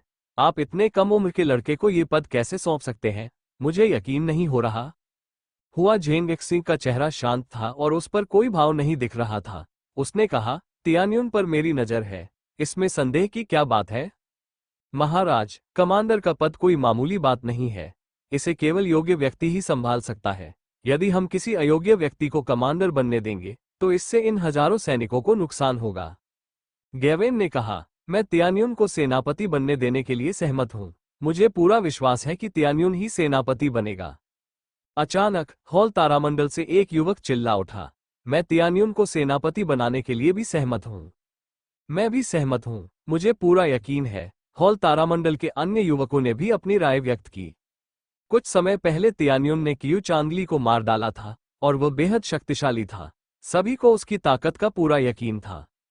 हालांकि गाओ ली और अन्य लोग अभी अभी रक्तपात वाले झाओ साम्राज्य से लौटे थे और उन्होंने तियान्युन का नाम नहीं सुना था। इस समय गाओ ली का चेहरा बेहद उदास था और उसने ठंडे स्वर में कहा, ये तो कुएं में बैठे मेंढकों के झुंड की तरह है। इन्होंने कभी किसी असली प्रतिभाशाली व्यक्ति को नहीं देखा, इसलिए ये कचरे को ही प्रतिभाशाली मान सकते हैं। फिर उसने लू मिंग की ओर देखा, बच्चे, अगर तुम्हें कमांडर बनना है तो तुम्हें काबिल होना पड़ेगा। मैं देखना चाहता हूं कि तुम क्या कर सकते हो। इसके साथ ही उसके शरीर से एक शक्तिशाली आभा निकली और वह धीरे धीरे लू मिंग की ओर बढ़ने लगा। तुम बहुत ज्यादा बोलते हो, जल्दी करो और हमला करो, वरना मौका नहीं मिलेगा। लू मिंग ने हल्की सी मुस्कान दी। अभिमानी, गाओ ली गुस्से से आग बबूला हो गया। उसने चिल्लाते हुए लू मिंग पर घूंसा मारा। उसकी शक्तिशाली मुट्ठी की ताकत मानो शून्य को भेद गई। उसने इस मौके में अपनी पूरी ताकत लगा दी थी। वह लू मिंग को एक ऐसा सबक सिखाने के लिए दृढ़ संकल्पित था जिसे वह कभी नहीं भूलेगा। हालांकि लू मिंग ने उसकी मुट्ठी की ताकत को पूरी तरह से नजरअंदाज कर दिया। उसने एक कदम आगे बढ़ाया और जमीन फट गई। लू मिंग पलक झपकते ही गाओ ली के सामने प्रकट हुआ और उसे लात मारी। ये लात सीधे गाओ ली के पेट पर लगी। टकराना। लू मिंग की लात से उड़ते हुए गाओ ली ने दिल दहला देने वाली चीख मारी। वह हजारों मीटर दूर जा गिरा और एक विशाल चट्टान से बुरी तरह टकरा गया। सभी लोग अचंभित रह गए। इसमें हॉल नामक तारामंडल के नायक और उपस्थित 20,000 सैनिकों की सेना शामिल थी। हालांकि वे जानते थे कि लू मिंग बहुत शक्तिशाली था, लेकिन दृश्य प्रभाव बहुत ही चौंकाने वाला था। दूसरे स्तर के मार्शल आर्ट के ग्रैंडमास्टर प्रतिभाशाली व्यक्ति को लू मिंग की लात से हवा में उछाल दिया गया।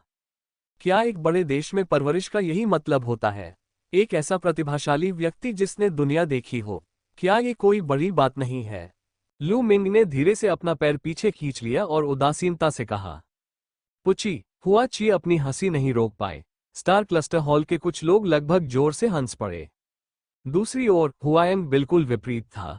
उसने अपनी मुठियां कसकर भींच ली और उसकी आंखों में भयंकर क्रोध झलक रहा था। टकराना। उसने एक कदम आगे बढ़ाया और उसके शरीर से एक भयंकर पशुवत आभा फूट पड़ी। ये बेहद डरावनी और विशाल थी। वो मार्शल पूर्वज क्षेत्र के तीसरे स्तर के अंतिम चरण में था। तुम तियान्युन हो। अभी तुमने गाओ ली के हमले से बचने के लिए सिर्फ अपनी गति तकनीक का इस्तेमाल किया और उसे चौंका दिया। इसमें इतनी बड़ी बात क्या है? मेरे हिसाब से तो यह एक घटिया तरीका है। वरना तुम अपने द्वितीय श्रेणी के मार्शल पूर्व स्तर के अभ्यास से गाओ ली को गंभीर रूप से घायल कैसे कर सकते थे? हुयन ने लू मिंग को उदासीनता से देखा। सच में? लू मिंग ने हल्की सी मुस्कान दी और कुछ भी समझाने की जहमत नहीं उठाई। लेकिन यह मेरे हाथों में नहीं चलेगा। मैं तुम्हें दिखाऊंगा कि असली ताकत क्या होती है। हुआयन की आंखों में आत्मविश्वास झलक रहा था। उनकी प्रतिभा वाकई असाधारण थी। 25 वर्ष की आयु में ही वे मार्शल एंसेस्टर 3 दान के अंतिम चरण तक पहुंच चुके थे। ब्लड झाओ साम्राज्य में भी, जहां प्रतिभाशाली लोग बहुत कम थे, वे शीर्ष प्रतिभाओं में से एक थे। ब्लड झाओ के 50 सुपर नौसिखियों से बस थोड़ा ही कमजोर थे। धधकते सूरज साम्राज्य की युवा पीढ़ी में धधकते सूरज साम्राज्य के 6 नायकों के अलावा उसे विश्वास नहीं था कि कोई और ऐसा व्यक्ति है जो उसका मुकाबला कर सकता है। इसलिए उन्होंने लू मिंग को बिल्कुल भी गंभीरता से नहीं लिया। 3 चालें, मैं तुम्हें 3 चालों के भीतर हरा दूंगा। अगर मैं तुम्हें नहीं हरा सका तो क्यों ना मैं तुम्हें सेनापति का पद दे दूं? हुआयन ने अपने हाथ पीठ के पीछे कर लिए और बेहद घमंडी दिख रही थी। लू मिंग ने सिर हिलाया और मुस्कुराया, फिर उसने धीरे से एक उंगली आगे बढ़ाई। एक ही चाल में? हाँ, लगता है तुम्हें खुद पर ज्यादा भरोसा नहीं है। क्या तुम्हें लगता है कि मैं तुम्हें एक ही चाल में हरा सकता हूं? हुआयन हंस पड़ी। नहीं, आपने गलत समझा है, लू मिंग ने सिर हिलाते हुए कहा। मेरा मतलब है, मैं तुम्हें एक ही चाल में हरा दूंगा। क्या तुमने अभी क्या कहा? तुमने मुझे एक ही चाल में हरा दिया? हाँ।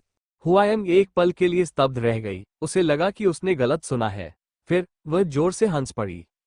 मुझे एक ही चाल में हरा दोगे? अगर चिलचिलाती धूप के 6 नायक भी यहां होते तो वे ऐसी बात कहने की हिम्मत नहीं करते। तुम बड़े घमंडी हो। मैं देखना चाहता हूं कि तुम मुझे एक ही चाल में कैसे हराओगे। धमाका! हुआयन के शरीर से एक भयानक आभा निकली और तलवार की ऊर्जा की एक किरण आकाश में फैल गई। उसी समय उसकी रक्तरेखा भी फूट पड़ी और एक चांदी का चक्र प्रकट हुआ जो अत्यंत चमकदार था। हुआयन की दूसरी वंश परंपरा भी प्रथम श्रेणी की राजा वंश परंपरा थी। इसका अर्थ ये था कि उनमें 6 प्रचंड सूर्य नायकों में से एक बनने की क्षमता थी। स्लैश! हुआयन ने अपनी तलवार दोनों हाथों से पकड़ी और उसे ऊपर उठाया। 100 मीटर लंबी एक विशाल तलवार बनी और आकाश और पृथ्वी के बीच खड़ी हो गई। 20,000 सैनिक पूरी तरह से स्तब्ध रह गए। अगर लड़ना ही है तो लड़ो। इन सब चालबाजियों का क्या फायदा? लू मिंग ने अपने होंठ सिकोड़े और फिर हथेली आगे बढ़ाई। आकाश में एक विशालकाय जानवर का पंजा उभरा और हुआयन की विशाल तलवार पर दबाव डालने लगा। इस विशालकाय जीव का पंजा 20 मीटर से भी अधिक लंबा और चौड़ा था। यह एक छोटे पहाड़ जैसा दिखता था जो काले शल्कों से ढका हुआ था और बेहद खूंखार प्रतीत होता था। 3 ताड़ के पेड़ों में से दूसरा ताड़ का पेड़, राक्षस ताड़ का पेड़। टकराना! राक्षस दाव की हथेली के नीचे हुआयन द्वारा संघनित विशाल तलवार एक बुलबुले की तरह ढह गई। उस जानवर का पंजा रुका नहीं और उसने हुआयन पर दबाव डालना जारी रखा। ये कैसे हो गया? हुआयन अविश्वास से दहाड़ उठा। उसने अपनी तलवार को ऊपर की ओर घुमाते हुए जानवर के पंजे पर तलवार की ऊर्जा प्रवाहित की, लेकिन इसका कोई फायदा नहीं हुआ। तलवार की ऊर्जा एक के बाद एक बिखरती चली गई और जानवर का पंजा हुआयन पर लगातार दबाव डालता रहा। टकराना! जैसे ही हुआयन जानवर के पंजे के सीधे वार से कुचलकर जमीन पर गिरी, धूल का एक बादल हवा में छा गया। कुछ देर बाद जानवर का पंजा गायब हो गया और जमीन पर 20 मीटर चौड़ा जानवर के पंजे का निशान छोड़ गया। हुआयन उस निशान में लेटी हुई थी, छटपटा रही थी और उसके मुंह से झाग निकल रहा था। ये बहुत ही दुखद था, वास्तव में बेहद दुखद। लू मिंग ने दया दिखाई थी, वरना एक ही थप्पड़ उसे मांस के लोथड़े में बदल देने के लिए काफी होता। अच्छा, अजेय तियान्यून! काफी देर तक सन्नाटा रहने के बाद अचानक सेना की ओर से एक जोरदार आवाज आई। लू मिंग ने अपनी नजर घुमाई और सेना में मिंग फैंग को देखा। अभी जो गर्जना हुई वह मिंग फैंग की थी। अगर मिंग फैंग के बगल में मिंग जू और मिंग चेंग नहीं थे तो और कौन हो सकता था? अजेय तियान्यून! मिंग फैंग लगातार चिल्लाता रहा। उसके बाद मिंग जू और मिंग चेंग भी चिल्लाने लगे। जल्द ही ऐसा लगा कि बाकी लोग भी संक्रमित हो गए हैं और वे भी चिल्लाने लगे। 20,000 सैनिकों की सेना ने इतनी जोरदार चीख मारी कि आकाश कांप उठा। अंत में हॉल तारामंडल के प्रतिभाशाली लोग भी दहाड़ने लगे। लू मिंग ने अपना हाथ उठाया और अचानक पूरा स्थान शांत हो गया। सभी को नमस्कार। यह महाराज की कृपा से ही संभव हो पाया है कि मुझे इस सेना का कमांडर बनने का अवसर मिला है। मैं तियान्युन, शपथ लेता हूं कि जब तक सभी मुझ पर विश्वास करते रहेंगे, मैं सभी को महान उपलब्धियों की ओर ले जाने के लिए अपना सर्वश्रेष्ठ प्रयास करूंगा। लू मिंग की स्पष्ट आवाज पूरे आयोजन स्थल में गूंज उठी। योगदान दीजिए, योगदान दीजिए। 20,000 सैनिकों की विशाल सेना दहाड़ उठी। ऊंचे चबूतरे पर हुआ झेंगेक्सिंग ने अपनी दाढ़ी सहलाई और प्रशंसा भरी निगाहों से लू मिंग को देखा। ये कैसे हो सकता है? ये सब कैसे हुआ? इस समय हुआ यंग और गाओली उठने की कोशिश तो कर रही थी, लेकिन उनकी आंखों में अविश्वास झलक रहा था। ठीक है, गाओली, हुआ यंग, आगे आओ और मेरे आदेश सुनो। हुआ झेंगेक्सिंग अचानक चिल्लाए। महाराज, हुआयंग और गावेन ने प्रणाम किया। अब तियान्युन सेनापति है, क्या आप सहमत हैं? हुआ झेंगेक्सिंग ने पूछा। मैं आश्वस्त हूं। दोनों ने जवाब देने से पहले एक पल के लिए संकोच किया। लू मिंग को ये बात समझ में आ गई थी कि हालांकि वे दोनों मौखिक रूप से तो आश्वस्त करने में सक्षम थे, लेकिन शायद वे अपने दिल से आश्वस्त नहीं थे। लेकिन लू मिंग को इसकी परवाह नहीं थी। उसने इन दोनों लोगों को बिल्कुल भी गंभीरता से नहीं लिया। ठीक है, चूंकि ऐसा है तो हम तुरंत रवाना होंगे, हुआ झेंगेक्सिंग ने घोषणा की।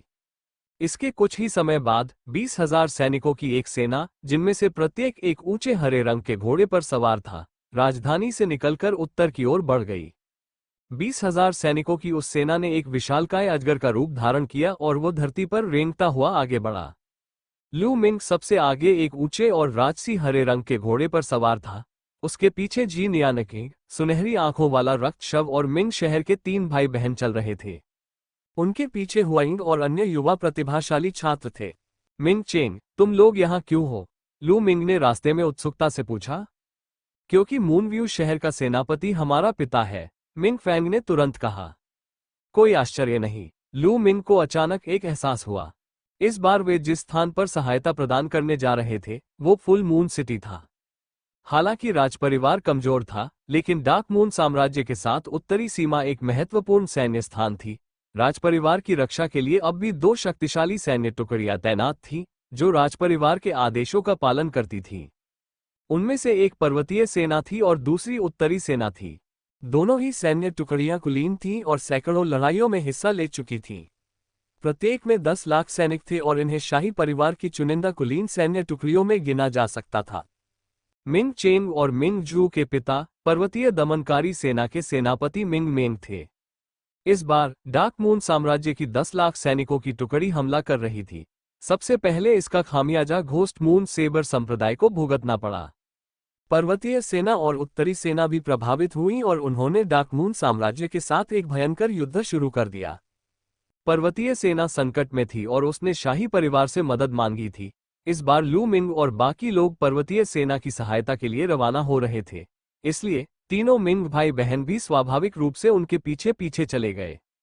रास्ते भर मिंग परिवार के तीनों भाई बहन इस बात से बहुत चिंतित थे कि कहीं उनके पिता के साथ कुछ बुरा न हो जाए। सेना की गति स्वाभाविक रूप से लू मिंग की उड़ान की गति से काफी धीमी थी। शाही राजधानी से फुल मून सिटी तक की यात्रा में कम से कम 1 महीने का समय लगेगा। ये 25 दिन शांत और सुकून भरे रहे थे। वे माउंट हान तक का पूरा सफर तय कर चुके थे। उनके सामने हजारली का शीत पर्वत था। इस हजारली के शीत पर्वत को पार करने के बाद वे मूनव्यू शहर पहुंच जाएंगे, जिसमें 4 से 5 दिन का समय लगेगा। चलो पहाड़ों में चलते हैं और डेरा डालते हैं, लू मिंग ने आदेश दिया। 20,000 सैनिकों की सेना माउंट हान की ओर बढ़ी। कुछ दर्जन मील चलने के बाद उन्हें डेरा डालने के लिए एक समतल जगह मिली और उन्होंने वहीं रात का खाना खाया। जैसे ही रात हुई, माउंट हान के हजारली क्षेत्र से जानवरों की दहाड़ें सुनाई देने लगी। लू मिंग ने उनमें से कुछ को गश्त करने और कुछ को आराम करने के लिए कहा। देर रात ठंडे पहाड़ों के हजारली के क्षेत्र में 20 से अधिक आकृतियां तेज गति से छलांग लगा रही थीं। काले वस्त्र पहने हुए 20 से अधिक लोग रात के समय जंगल में भूतों की तरह भयावह गति से आगे बढ़ रहे थे। कुछ ही समय बाद लू मिंग की सेना से कुछ ही दूरी पर 20 से अधिक आकृतियां दिखाई दी, जो सैन्य शिविर को देख रही थीं।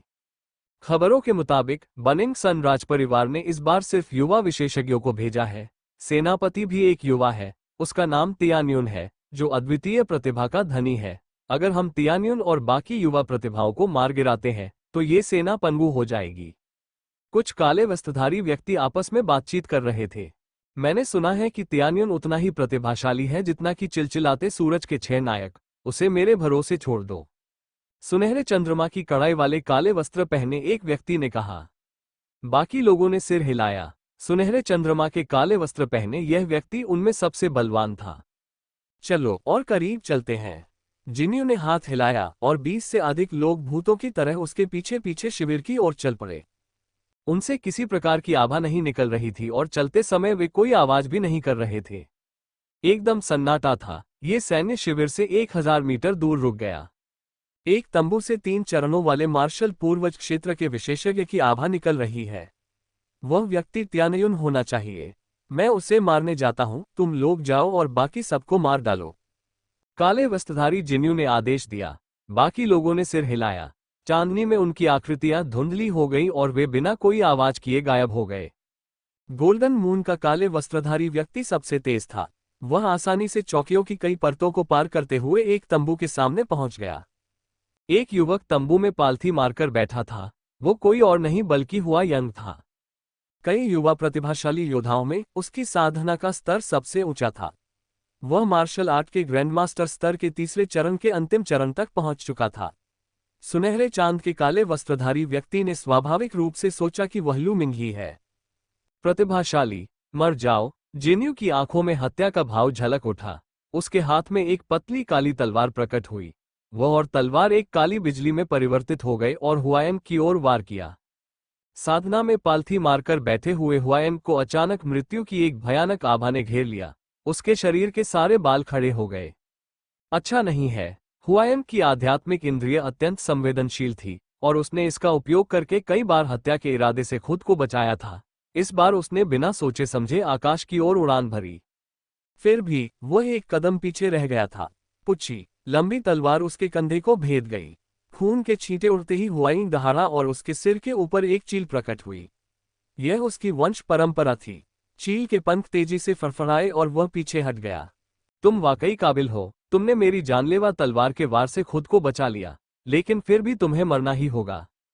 सुनहरे चंद्रमा के काले वस्त्रधारी व्यक्ति ने तिरस्कार भरी मुस्कान के साथ भूत की तरह हुआयन पर हमला कर दिया। इसी बीच दूसरे तंबू में लू मिंग ने अचानक अपनी आंखें खोल दी। उसके सामने तंबू अचानक फट गया और एक काली तलवार की रोशनी अत्यंत तेज गति से उसके माथे की ओर बढ़ी। द्वितीय स्तर का मार्शल पूर्वज हत्यारा लू मिंग की आंखों में एक चमक आई। वह हिला नहीं, लेकिन उसने अचानक अपना दाहिना हाथ हिलाया। पल भर में एक लंबा भाला बनकर आगे की ओर वार किया। उसकी गति किसी हत्यारे की गति से कहीं अधिक तेज थी। ये कैसे हो सकता है? हत्यारा इतना हैरान रह गया कि बचने के लिए बहुत देर हो चुकी थी। छी! लू मिंग के लंबे भाले ने उसके दिल को भेद दिया और हत्यारा हवा में उड़ गया। भन भन! लू मिंग तंबू से बाहर निकला और आकाश में प्रकट हुआ। सैन्य शिविर में कई चीखें सुनाई दी। एक युवा मास्टर की हत्या कर दी गई थी। कुछ युवा विशेषज्ञ भी थे जो हत्यारों से लड़ रहे थे। लू मिंग की निगाहें चारों ओर घूमी और उसने जी नियानकी की आकृति को आकाश में तेजी से गुजरते देखा। उसके पीछे एक शव पड़ा था। उसने एक बार फिर नजर घुमाई और देखा कि गोल्डन मून ब्लैक हुआ यंग का पीछा कर रही थी। वो खतरे में था और किसी भी क्षण मारा जा सकता था। गोल्डन आई, मार डालो! लू मिंग ने सुनहरी आंखों वाले रक्त शव को आदेश दिया। सुनहरी आंखों वाला रक्त शव क्रोध से दहाड़ा और हत्यारों पर झपटा। लू मिंग ने हाथ हिलाया और एक लंबा भाला प्रकट हुआ। फिर उसने उसे फेंक दिया। वह भाला बिजली की एक चमक में बदल गया और सुनहरे चंद्रमा के काले वस्त्रधारी व्यक्ति की ओर तेजी से बढ़ा। इस समय गोल्डन मून ब्लैक के आदमी हुआ यंग के करीब पहुंच चुके थे और उनकी निर्मम हत्या की मंशा हुआ यंग को जकड़ रही थी। हुआ यंग का शरीर ठंडा पड़ गया। उसे ऐसा महसूस हुआ कि अगले ही पल वो सुनहरे चंद्रमा के काले वस्त्रधारी व्यक्ति की तलवार के नीचे मर जाएगा। इस भावना ने उसे लगभग घुटन से भर दिया। वह मन ही मन दहाड़ा, नहीं, मैं मर नहीं सकता, मैं मर नहीं सकता। मुझे अभी भी हुआ परिवार को पुनर्जीवित करना है। हालांकि उसे अभी अभी तलवार से वार किया गया था और तलवार की भयानक ऊर्जा लगातार उसके पूरे शरीर में प्रवेश कर रही थी। उसे कमजोरी की लहरें महसूस हो रही थीं। जिन्यू की काले वस्त्रधारी आकृति तुरंत करीब आ गई। मरना! सुनहरे चंद्रमा के काले वस्त्रधारी व्यक्ति ने ठंडी हंसी हंसते हुए अपनी तलवार हुआयन की ओर बढ़ा दी। यह तलवार पिछली तलवार से भी तेज थी।